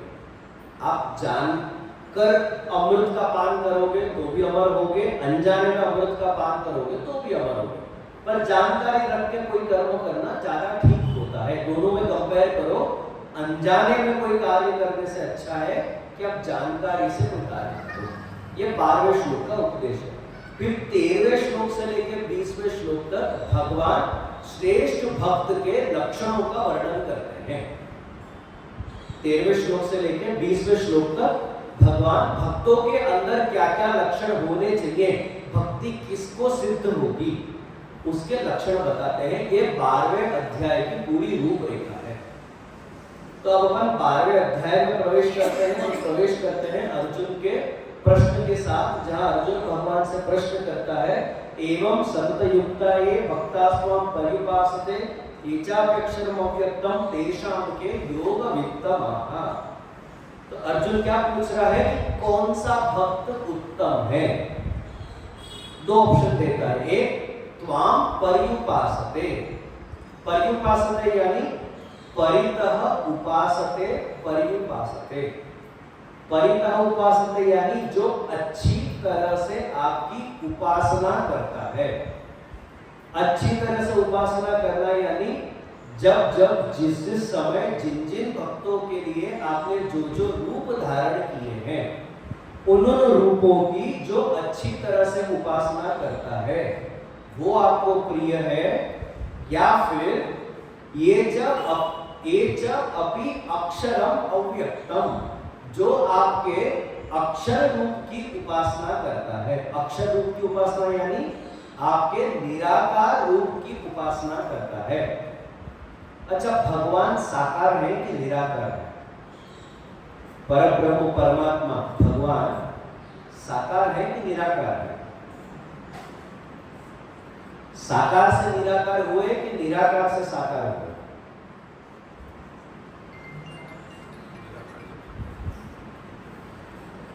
अब प्रश्न ख्याल में आ रहा है? देखो, कुछ ऐसे भक्त हैं जो मूर्ति पूजा करते हैं, भगवान के साकार रूप की पूजा करते हैं। उनको एक मूर्ति दी जाती है, उस मूर्ति में वो भाव करते हैं और अपने अपने तरीके से भक्ति करते हैं। ये एक प्रकार के भक्त हैं।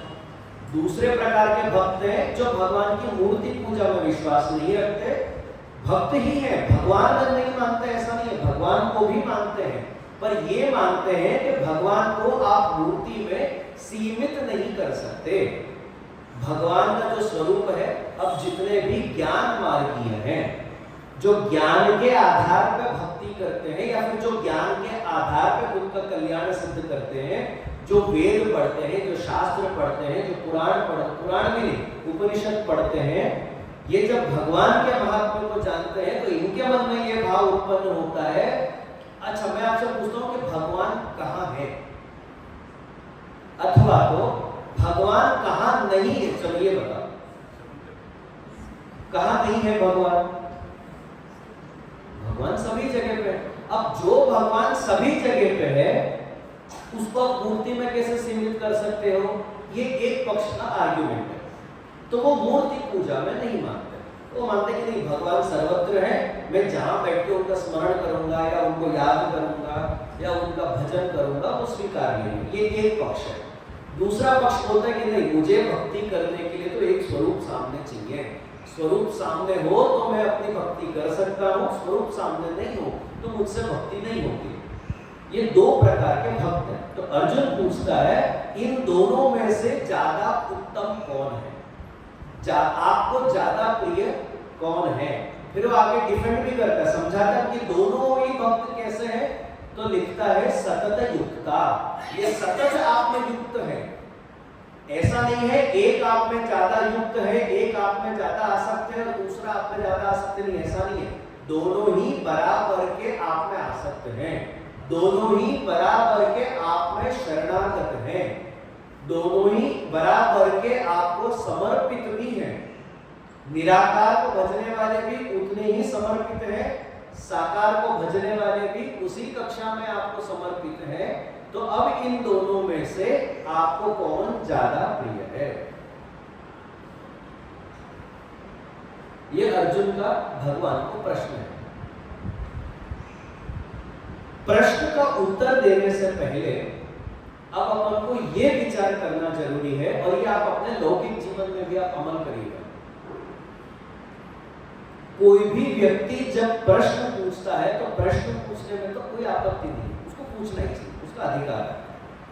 पर आपको यह विचार करना चाहिए कि इस व्यक्ति के अंदर यह प्रश्न उत्पन्न क्यों हुआ। किसी भी व्यक्ति के प्रश्न पूछने पर जब आप उत्तर देते हो तो उत्तर देने से पहले आपको यह ध्यान में रखना जरूरी है कि इसके मन में यह प्रश्न उत्पन्न क्यों हुआ। वो विषय को जब आप पकड़ोगे और फिर उत्तर दोगे, तब जाकर उसको संतुष्टि मिलेगी। आप केवल प्रश्न को ध्यान में रख के उत्तर दे दोगे तो उसको संतुष्टि नहीं मिलेगी।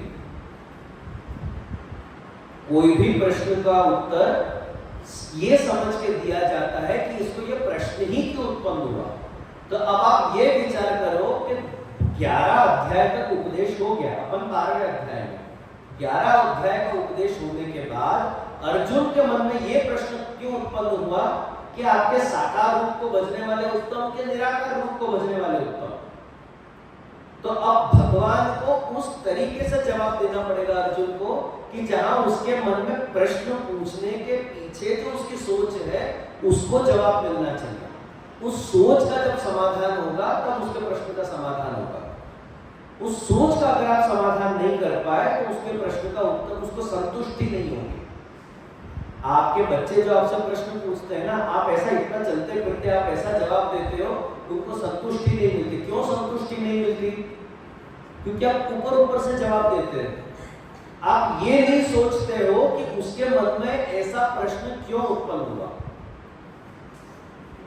जब आप ये विचार करने लग जाओगे कि भाई मेरे बच्चे में ये प्रश्न उत्पन्न ही क्यों हुआ, उसको ध्यान में रख के जब आप जवाब दोगे तब उसको संतुष्टि मिलेगी। नहीं तो वो आपके द्वारा करी हुई भक्ति को अंधविश्वास ही समझेगा। सेवा में ये सब करने की क्या जरूरत है, भगवान को इन सब चीजों की जरूरत है क्या, भगवान मांगते हैं क्या ये सब चीजें, ये सब आप क्यों करते हो? तो केवल उसके शब्दों को मत सुनो, उसके शब्दों के पीछे उस सोच के बारे में विचार करो कि इसके मन में उत्पन्न क्यों हुआ। अभी ज्यादातर वैष्णव यहाँ पे बैठे, बराबर, ज्यादातर वैष्णव के घर पे सेवा विराजती है। कितने सारे वैष्णव के बच्चे मुझसे ये प्रश्न पूछते हैं कि दीदी हमारी मम्मी इतना ज्यादा घर पे मीठा बनाती है, भगवान को भोग लगाने के लिए इतना ज्यादा मीठा बनाती है, घर पे कोई खाता भी नहीं है।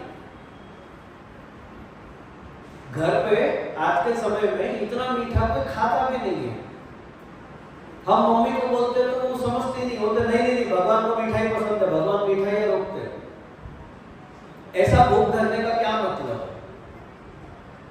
अब ये उसका प्रश्न है। अब प्रश्न के पीछे उसकी सोच क्या है कि मम्मी इतना सारा टाइम किचन में लगाती है, उन चीजों को बनाने में लगाती है जो कोई खाता भी नहीं है, तो ऐसी सेवा करने का मतलब क्या? उसका प्रश्न सही है कि गलत है? बिल्कुल सही है उसका प्रश्न। तो उसकी साइकोलॉजी को समझ के उसको जवाब देना जरूरी है।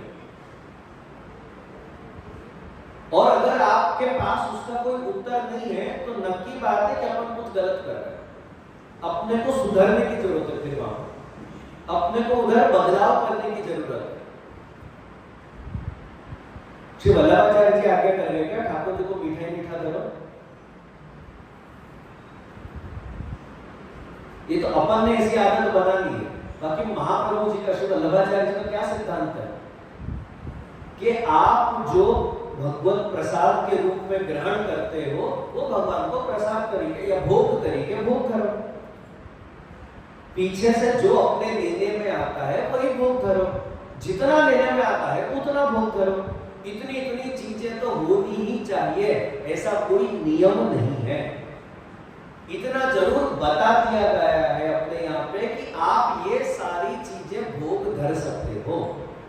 इसमें से आप जो बना सकते हो, जितना बना सकते हो उतना बनाओ, उतना भोग करो, कोई आपत्ति नहीं है। 10 वैरायटी बताने का मतलब ये नहीं है कि आप 10 की 10 वैरायटी भोग करो। आपसे जितना बनता है, आपसे जितना होता है आप उतना करो, जो नहीं बनता वो नहीं बनता। तो अब यहाँ पे अर्जुन के मन में ये प्रश्न उत्पन्न क्यों हुआ वो पहले समझना जरूरी है। अब अर्जुन के मन में क्यों उत्पन्न हुआ? क्योंकि अष्टम अध्याय में अगर अपन देखेंगे, अष्टम अध्याय से लेके लगभग एकादश अध्याय तक, एकादश अध्याय से जस्ट थोड़ा सा पहले भगवान निराकार स्वरूप की बात करते हैं। और भगवान अनेक जगह पे ऐसी आज्ञा करते हैं कि जो मेरे अक्षर रूप को भजता है, जो मेरे निराकार रूप को भजता है, वो मुझे ही प्राप्त होता है। ऐसा भगवान ने अष्टम अध्याय, नवम अध्याय, दशम अध्याय में ऐसी आज्ञा करी हुई है। इसके बाद जब एकादश अध्याय में आते हैं, जब भगवान के वो विराट स्वरूप के दर्शन करता है, एकादश अध्याय के उपदेश में भी भगवान यही आज्ञा करते हैं कि जो मेरे, अब वहां पे भगवान जिन श्लोकों का और जिन शब्दों का प्रयोग करते हैं, वहां पे ऐसा लग रहा है भगवान खुद की तरफ इशारा करके बता रहे हैं। अब इशारा किसकी तरफ होता है? निराकार की तरफ आप इशारा कर सकते हो। जिसका कोई आकार नहीं है, जो अक्षर है, उसकी तरफ आप इशारा कर सकते हो? नहीं। इशारा किसकी तरफ कर सकते हो? जिसका कोई आकार है, आप उसी की तरफ इशारा कर सकते हो। जिसका कोई आकार ही नहीं है, उसकी तरफ आप कोई इशारा नहीं कर सकते। तो एकादश स्कंद में और एकादश अध्याय में जब अपन आते हैं, तब भगवान खुद की तरफ इशारा करते हुए अर्जुन को बताते हैं कि जो मेरी भक्ति करता है, जो मेरी उपासना करता है, वो भी मुझी को प्राप्त होता है। अब अष्टम अध्याय में भगवान उसमें अमुक लक्षण बताते हुए आज्ञा करते हैं। भगवान क्या बताते हैं? जो अपने संपूर्ण इंद्रियों को वश में रखता है, जो भक्त अपने संपूर्ण इंद्रियों को वश में रखता है, अपने मन को वश में रखता है, अपने प्राणों को वश में रखता है, और मेरी उपासना करता है, मेरे अक्षर रूप की उपासना करता है, और मृत्यु के समय, मरण के समय ओंकार का उच्चारण करते हुए जो देह का त्याग करता है, यानी जिसने जीवन पर्यंत इंद्रियों पे संयम प्राप्त किया, नियंत्रण प्राप्त किया, जिसने मन को वश में रखने का, जिसने मन को वश में रखा, जिसने अपने प्राणों को धार के रखा है, प्राणों पे नियंत्रण प्राप्त करके रखा है, ऐसा व्यक्ति जब अंत समय में पहुंचता है और उस अंत समय में जब ओमकार का उच्चारण करता है, तो भगवान आज्ञा करते हैं कि ऐसा जीव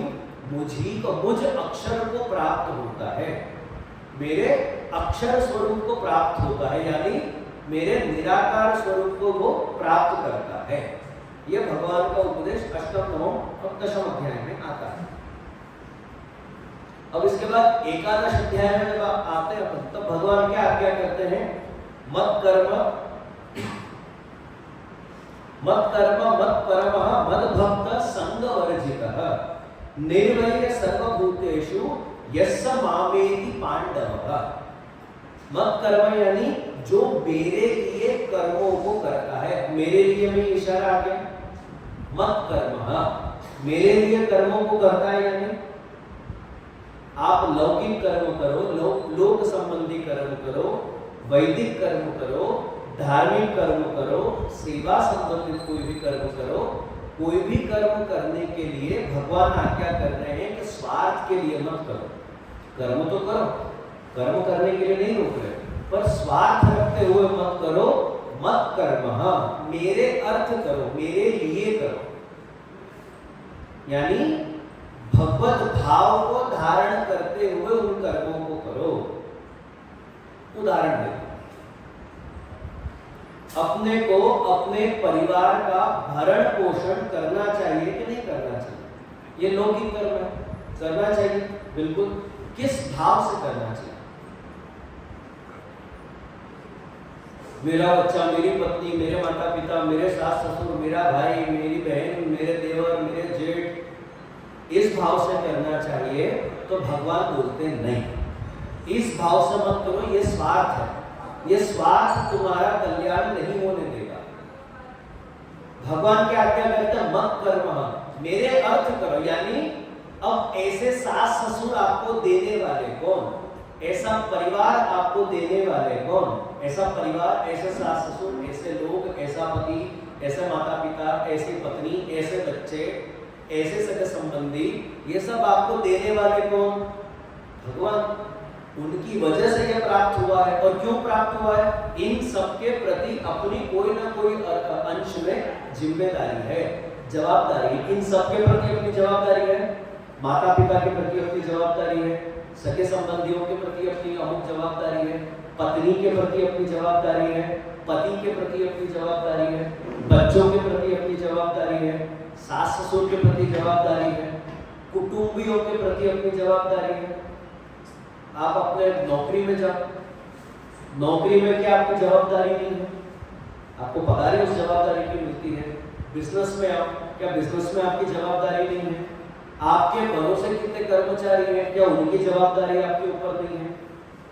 तो भगवान आज्ञा करते हैं कि स्वार्थ से इनका पालन मत करो, मत कर्म। भगवान ने आपको ये जवाबदारी दी है, उस भाव से आप इनका पालन करो, उस भाव से इन कर्मों को करो। अब उसका कारण क्या? जो अपन स्वार्थ से करें तो आपत्ति क्या है? भगवान को बीच में लाना क्यों जरूरी है? नौकरी भी करो तो मत कर्म, मेरा भाव बीच में रखते हुए तुम नौकरी करो, बिजनेस करो तो भी मेरे को बीच में रखते हुए बिजनेस करो। क्यों ऐसे?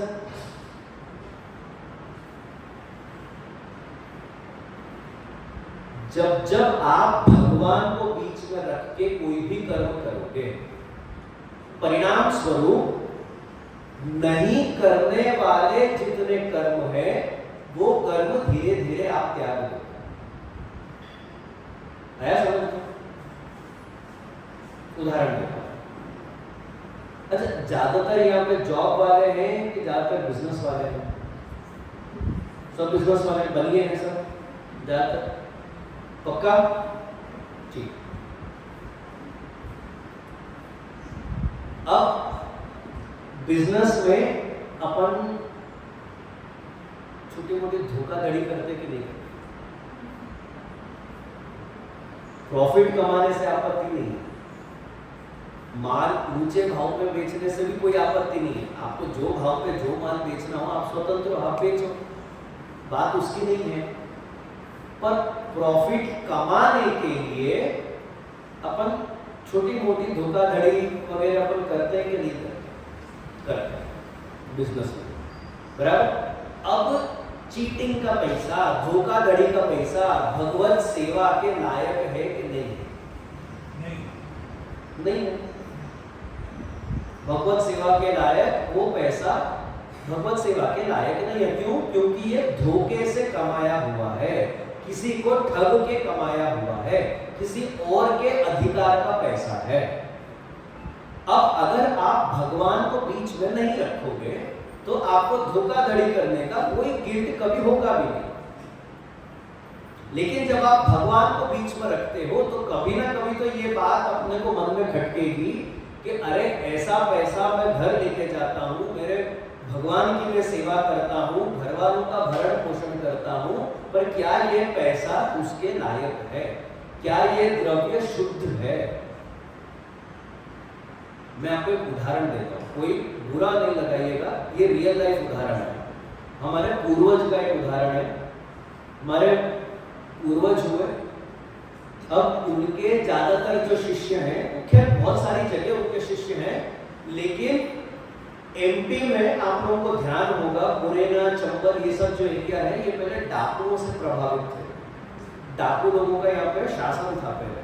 तो हमारे पूर्वज हुए जो उस जगह पर प्रवास और प्रचार करने गए, और काफी सारे डाकुओं ने फिर उनका डाकू का जो कार्य था वो त्याग के दीक्षा लेके संप्रदाय में आ गए। यानी उनने डाकू का कार्य उनने त्याग दिया। कितने ऐसे थे जिन्होंने पुलिस में जाके समर्पण किया, जो भी भोगने का था भोगा, उसके बाद आए, दीक्षा ली और दीक्षा लेके वो सन्मार्ग पे आगे बढ़े। ऐसे अनेक थे उनके सेवक। और वो जब अपनी ब्रज यात्रा भी करते थे, ब्रज में बैठक यात्रा लेके जाते थे, तो सिक्योरिटी के लिए वो पुलिस या किसी को नहीं बुलाते थे, वो इन्हीं लोगों को बुलाते थे और वो खुशी खुशी आकर सिक्योरिटी देते थे। सभी डाकू पेशे से, अब डाकू नहीं थे पहले थे। दीक्षा लेने के बाद उन्होंने वो सब कुछ छोड़ दिया। अब उसमें से एक बार एक डाकू ने उनकी पगरामनी करी। पगरामनी करी तो उनके घर लेके जाएंगे।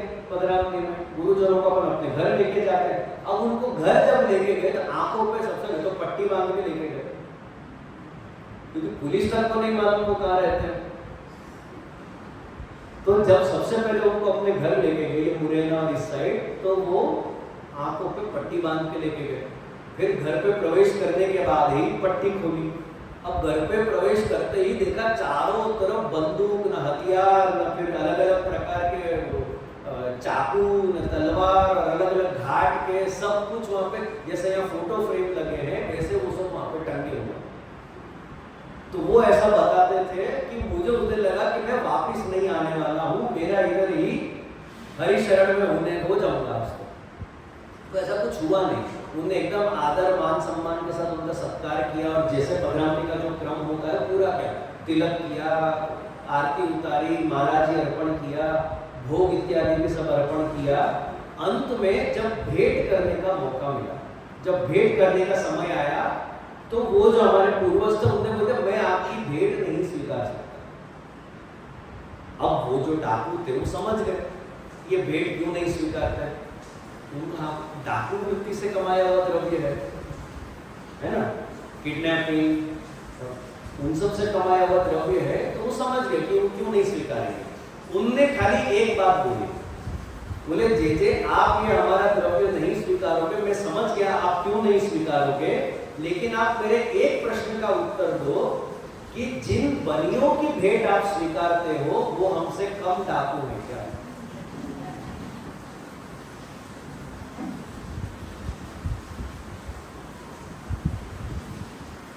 डकैती के प्रकार अलग है। वो अलग प्रकार से लूटते हैं, अपन अलग प्रकार से लूटते हैं। कहने का अर्थ ये है, भगवान का ये आज्ञा कर रहे हैं कि मत कर्म, कोई भी कर्म करो मुझको अर्पण करते हुए कर्म करो, मेरे को ध्यान में रखते हुए कर्म करो। इससे क्या होगा, जो भी अनुचित कर्म है, ऐसे कर्म है जो हमको एक्चुअली नहीं करने चाहिए, उस पे अपने आप रोक लग जाएगी। कभी ना कभी तो आपको ये बात खटकेगी कि अरे मैं इस तरीके से धोखाधड़ी से पैसा कमाने का कर्म तो कर रहा हूं, पर क्या ये भगवान स्वीकारेंगे? क्या मेरा ये कर्म भगवान स्वीकारेंगे? चलो मैं दूसरे तरीके से उदाहरण देता हूं। दुकान पे कोई कस्टमर आया, एक सुंदर सी स्त्री आई, अब आपने उसको छेड़ दिया। सुंदर सी स्त्री थी, आपने उसको छेड़ दिया। अब भगवान आज्ञा कर रहे हैं कि मत कर्म, मुझे अर्पण करो, अपने प्रत्येक कर्म मुझे अर्पण करो। अब ये कर्म भी भगवान को अर्पण, एक स्त्री को मैंने छेड़ दिया, ये कर्म भी भगवान को अर्पण। अब भगवान स्वीकारेंगे कि नहीं स्वीकारेंगे? इस कर्म को भगवान स्वीकारेंगे कि नहीं स्वीकारेंगे? सीधी सी बात है, नहीं स्वीकारेंगे। अब जो नहीं स्वीकारेंगे तो हमको करना चाहिए कि नहीं करना चाहिए? इस प्रकार से धीरे धीरे खुद के ऊपर टोक आ जाएगी कि ये करो, ये मत करो। भगवान को जब तक बीच में रखोगे तब तक अनुचित कार्य आपसे नहीं होंगे। मैं मेरा एक उदाहरण देता हूं। धोती, बंडी, तिलक, दूर से देख के मालूम पड़ जाएगा ये कोई ना कोई प्रकार के महाराज हैं, भले वो पहचान लेके नहीं पहचान। इस वेश में मैं बाजार में जाके समोसा कचौड़ी खाऊंगा तो लोग क्या बोलेंगे कि देखो कैसा महाराज है, यहाँ खड़ा होकर कचौड़ी खा रहा है। अब उससे बचने के लिए मैं क्या करूंगा, एक काम करता हूं, मैं कपड़े बदल लेता हूं, तिलक मिटा लेता हूं, कोई मेरे को पहचानेगा नहीं। कोई पहचानेगा नहीं तो खड़े होकर खाने में कोई आपत्ति नहीं है। अब आप लोग धोती बंडी में बाजार का खाओगे कि पैंट शर्ट में बाजार का खाओगे? धोती बंडी तिलक धारण करके आप बाजार में समोसा कचौड़ी खा पाओगे कि नहीं खा पाओगे? क्यों नहीं खा पाएंगे? क्योंकि कहीं ना कहीं वैष्णव वेशभूषा ये अपने को अमुक कार्य करने से रोकेगी कि मत करो। मेरी ये वेशभूषा मन भी हो जाएगा मेरा, मन तो किसी का भी हो सकता है। मैं वैसे ही एक टाइम भोजन करता हूँ तो दूसरे टाइम कभी कभी मेरे को भी भूख लग सकती है। ऐसा तो है नहीं कि मेरे को भूख नहीं लगेगी, भूख लग सकती है। पर मेरी ये वेशभूषा, मेरे मस्तक पे ये तिलक मेरे को कुछ कार्य करने से रोकेगा कि नहीं नहीं ये कार्य मेरे लिए उचित नहीं है। इसलिए भगवान ये आज्ञा करते हैं कि मत कर्म। फिर इसके बाद भगवान आज्ञा करते हैं कि मत परम। मत परम है यानी ऐसा भक्त जो मुझे ही परम तत्व मान के भजता है। परम तत्व यानी मुझे ही सर्वस्व मान के भजता है। जैसे मैंने कल भी बोला, सोमवार को एक के यहाँ जाना, मंगलवार को एक मंदिर, बुधवार को एक मंदिर, गुरुवार को एक मंदिर, शुक्रवार को एक मंदिर, शनिवार को एक मंदिर, रविवार को एक मंदिर। जो इस प्रकार से भक्ति करता है उसको कभी भी किसी भी प्रकार की सिद्धि प्राप्त नहीं होगी। वो भक्ति ही नहीं है। भक्ति कब कही जाती है? जब आप किसी एक का भजन करो और उस एक को सर्वस्व मान के करो कि जो भी है यही है। मत परम। अब आपकी आस्था शिव जी में है तो आप शिव जी की करो, कोई मना नहीं है। कोई इन दोनों के बीच में कोई कंपटीशन नहीं है। शिव जी और विष्णु जी में या शिव जी और कृष्ण में किसी देवी देवता के बीच में कोई कंपटीशन। भक्त बेफालतू में बेवकूफों के जैसे कंपटीशन करते हैं, हमारे देवता ऊंचे कि तुम्हारे देवता ऊंचे। आपको मालूम है, एक मैं बात बताता हूँ। प्राचीन समय में, अब तो बहुत कम हो गया, प्राचीन समय में जैसे ये बाजू या उत्तर की तरफ हिंदू मुसलमान के दंगे होते हैं या होते थे या होते हैं, उस प्रकार से प्राचीन समय में दक्षिण भारत में शैव और वैष्णव के बीच में दंगे होते थे,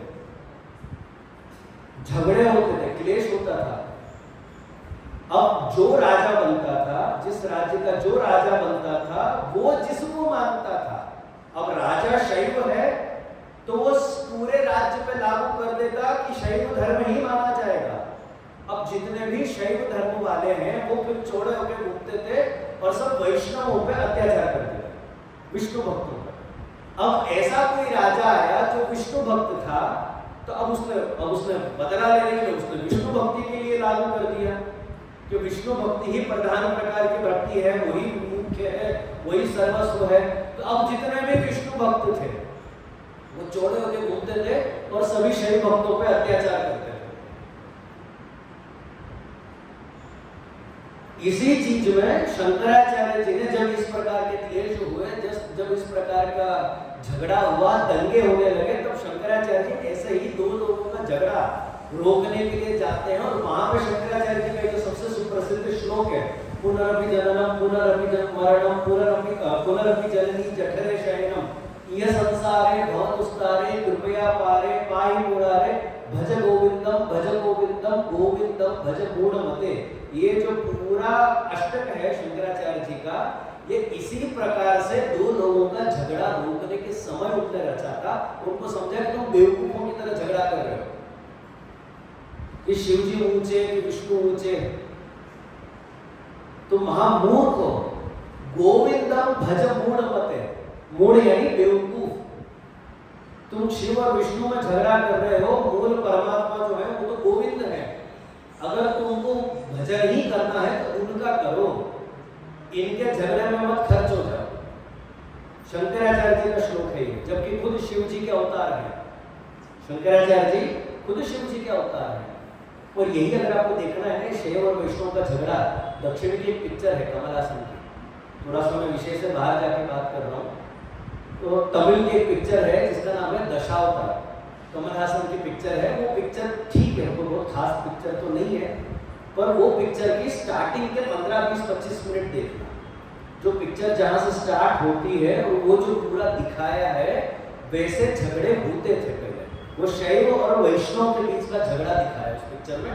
वहां से वो पिक्चर चालू होती है, फिर आगे बढ़ जाती है। उसके आगे बंद कर देना, उसके आगे भले नहीं भी देखो चलेगा, पर वो देखना ताकि आपको समझ आए कि मैं किस बारे में बात कर रहा हूँ। तो अब कहने का मतलब ये है कि भगवान या अर्जुन को आज्ञा कर रहे हैं कि जब आप भक्ति करते हो तो जिसकी आप भक्ति करते हो उनको परम तत्व मान के भक्ति करो, तो आपकी भक्ति फलेगी। आप सबकी भक्ति करोगे तो वो भक्ति नहीं फलती। अब भगवान यहाँ अर्जुन को क्या आज्ञा करें कि जो मुझे परम तत्व मान के भजता है वो भी मुझी को प्राप्त होता है। मत परम, फिर एकदम मत भक्त, फिर खुलासा स्पष्ट कर दिया भगवान ने, जो केवल मेरी ही भक्ति करता है, जो सातों दिन मेरी भक्ति करता है, 7 में से एक दिन नहीं। सोमवार किसका दिन है? मंगलवार देवी के हनुमान जी का, बुधवार गणेश जी का, गुरुवार खाली है साई बाबा, अरे इस साइड साई बाबा पे, गुरुवार साई बाबा, शुक्रवार संतोषी माता, शनिवार हनुमान जी, रविवार छुट्टी का दिन। जो इस प्रकार से भक्ति करता है उसको अपने जीवन में कभी भी कुछ भी प्राप्त नहीं होता। और आप लोगों को ये सातों नाम एकदम कंठस्थ है, उसी से मालूम पड़ता है कि अपन खुद कितने दृढ़ हैं और अपन किनके भक्त हैं।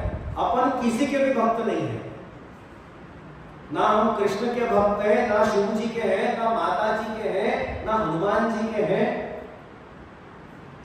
अपन किसी के भी भक्त नहीं है, इसलिए अपन ना घर के ना घाट के। ऊपर में ये सभी आपस में एक दूसरे से चर्चा कर रहे होंगे, भाई इसका उद्धार कौन कर रहा है? बोलते सोमवार तो मेरे आता है पर बाकी के दिन तो नहीं आता। एक बोलते तो खाली मंगलवार आता है, बाकी के दिन तो ये दूसरी जगह जाता है। अब बोलो ऐसे भक्त का उद्धार करेगा कौन? तो भगवान क्या क्या, जो सातों दिन मेरी भक्ति करता है, 365 दिन मेरी भक्ति करता है, अथवा तो 360 दिन मेरी भक्ति करता है, वो मुझको प्राप्त होता है। जो केवल जन्माष्टमी में मेरे को याद करे, जो केवल कष्ट के समय मेरे को याद करे, शादी नहीं होती हो तो मेरे को याद करे, एग्जाम में पास होने के लिए मेरे को याद करे, कितने तो भूत भगाने के लिए मेरे को याद करे, ऐसो को भक्त नहीं कहा जाता। तब भी अपन बनिए ही हैं, अपन व्यापार ही कर रहे हैं। और आप नोट करना, ज्यादातर लोगों के घर में आप मंदिर में देखोगे आपको सभी देवता मिलेंगे, सभी देवता मिलेंगे। अब क्या ये भक्ति का उचित प्रकार है? बताओ, अविता सब सुन के बताओ, क्या ये भक्ति का उचित प्रकार? पर अपन ये क्यों करते हैं ऐसे? 12 महीने के हिसाब से अगर अपन बांट के रख लो तो हर महीने कभी कोई तकलीफ भाई तो कोई ना कोई सामान ही लेगा। क्यों? सावन में शिव जी संभाल लेंगे, नवरात्रि में देवी संभाल लेंगे, बीच में गणेश चौथ है वो तो शिव जी के ही है तो वो संभाल लेंगे। फिर मैं तो बोलता हूँ सेंटा क्लॉज पे रखो ना, क्रिसमस में कौन संभालेगा? ईद पे कौन संभालेगा? वो उचित प्रकार नहीं है भक्ति का। मद भक्त, भगवान यह आज्ञा करते हैं कि जो केवल मेरा ही भक्त है, अन्य का नहीं है, वो मुझे प्राप्त होता है। संग वर्जित अर्थात किसी भी प्रकार की आसक्ति उसमें नहीं हो। आसक्ति नहीं हो मतलब जो लोक में आसक्ति, जिसकी आसक्ति मुझ में हो और मेरे थ्रू सब में आसक्ति हो। यानी जो लोग, यानी अब आपको लोग पसंद है या लोग, मैं आपको चलो दूसरे तरीके से पूछता हूं। अपन को, अच्छा आप लोगों को सबको प्रसाद अच्छा लगता है? अपन प्रसाद लेते हैं। अभी भी अपन दर्शन लगभग समय अपना हो ही रहा है हिंडोला का। अभी अपन मंदिर जाएंगे, मंदिर में प्रसाद दिया जाएगा तो अपन प्रसाद ग्रहण करेंगे, प्रसाद पाएंगे, ठीक है। अपन के पसंद का प्रसाद अपने को मिले वो अच्छा, यानी वो आप ज्यादा ग्रहण करोगे, या अपने को पसंद नहीं है वो प्रसाद के रूप में मिले तो वो ज्यादा ग्रहण करेंगे। जो चीज आपको पसंद नहीं है, जो आपके टेस्ट की नहीं है, वो प्रसाद के रूप में मिले वो अपन ज्यादा लेंगे, या जो आपके टेस्ट का प्रसाद के रूप में मिले वो अपन ज्यादा लेंगे? बताओ। तो प्रसाद में आपकी आसक्ति है कि जीभ के स्वाद में आपकी आसक्ति है? आपकी आसक्ति कहां है? ये आसक्ति है। यानी भगवान में आसक्ति नहीं है, प्रसाद में आसक्ति नहीं है। पसंद की चीज प्रसाद में मिली तो हमने ज्यादा लिया। जो चीज पसंद नहीं है ऐसा प्रसाद दे, कणिका देना, थोड़ी सी देना, अपमान नहीं होना चाहिए, इसलिए एक बस थोड़ा सा। जो पसंद है वो प्रसाद के रूप में मिले तो ठेला भर भर के ले जाएंगे। मुखिया जी थोड़ा और दो ना, ये थोड़ा डब्बे में डाल के दो ना हमको, घर वाले भी लेंगे। अब भगवान जाने घर वालों तक पहुंचता भी है कि नहीं पहुंचता, कि रास्ते में अपन ही गप कर जाते मालूम नहीं। तो भगवान ये आज्ञा करते हैं कि संग वर्जित, यानी अपनी आसक्ति का त्याग करो। जो चीज भगवान से जुड़ी हुई है उसमें मेरी आसक्ति है, जिन चीजों का भगवान से दूर दूर तक का कोई संबंध नहीं है उन चीजों में मेरी आसक्ति नहीं है। यानी मेरी पसंदगी और नापसंदगी में भगवान कारण है। अब कचौड़ी अपन को पसंद है कि नहीं पसंद है? पसंद है। अब किस प्रकार से पसंद है? बाजार की पसंद है कि घर पे ठाकुर जी को बना के धरा के फिर प्रसाद के रूप में वो पसंद है? नक्की करो कौन सी कचौड़ी ज्यादा पसंद है। तो एक भक्त का लक्षण क्या होगा? एक भक्त को अगर कचौड़ी पसंद है, उसको खाने का मन भी करेगा, वो सीधा जोमेटो पे स्विगी पे ऑर्डर नहीं डालेगा, वो कचौड़ी सिद्ध करेगा अपने घर पे और यही मानेगा कि मेरे को खाने की इच्छा हो रही है, मतलब ठाकुर जी कचौड़ी अरुगना चाहते हैं। वो अपने घर पे सिद्ध करेगा, भोग लगाएगा और फिर प्रसाद के रूप में खाएगा। ऐसा नहीं उसको कचौड़ी त्यागने की आज्ञा कर दी भगवान, नहीं, यहाँ कचौड़ी त्यागने की बात नहीं है, पर कचौड़ी में जो उसकी आसक्ति है, आसक्ति का त्याग हो गया, उसकी अहंता ममता भगवान से जुड़ी हुई है, वो उसकी पसंदगी नापसंदगी को भी उसने भगवान से जोड़ दिया है कि मेरे को मन कर रहा है, मतलब भगवान को इच्छा हो रही है। अब भगवान को कभी भी बाजार की कचौड़ी की, भगवान कभी भी ऐसी प्रेरणा नहीं करेंगे कि तू जा बाजार से 4 समोसे खा के आ। ऐसी प्रेरणा भगवान कभी नहीं करेंगे। भगवान प्रेरणा किए भी तो ऐसे ही करेंगे कि तू अपने घर पे 4 समोसा बना के मेरे को भोग कर। ऐसी प्रेरणा नहीं करेंगे कि हाँ तू जा बाजार में 4 समोसे खा के आ जा। फिर कोई आपको पूछा अरे आप बाजार में कैसे कर? भगवान ने प्रेरणा करी मेरे को। भगवान स्वप्न में आए, आज्ञा की 4 समोसा खा के आ, मैं खा लिया। आपके 4 समोसे खाने से भगवान को क्या फर्क पड़ता है? लेकिन 4 समोसे बना के भोग करने से तो पड़ता है फर्क। भगवान देखते हैं कि इसको कोई भी इच्छा होती है तो ये पहले मेरे को भोग धरता है फिर खाता है। संग वर्जित, इसने अपने संग का, अपनी आसक्ति का त्याग किया हुआ है। इसकी आसक्ति मुझसे जुड़ी हुई है।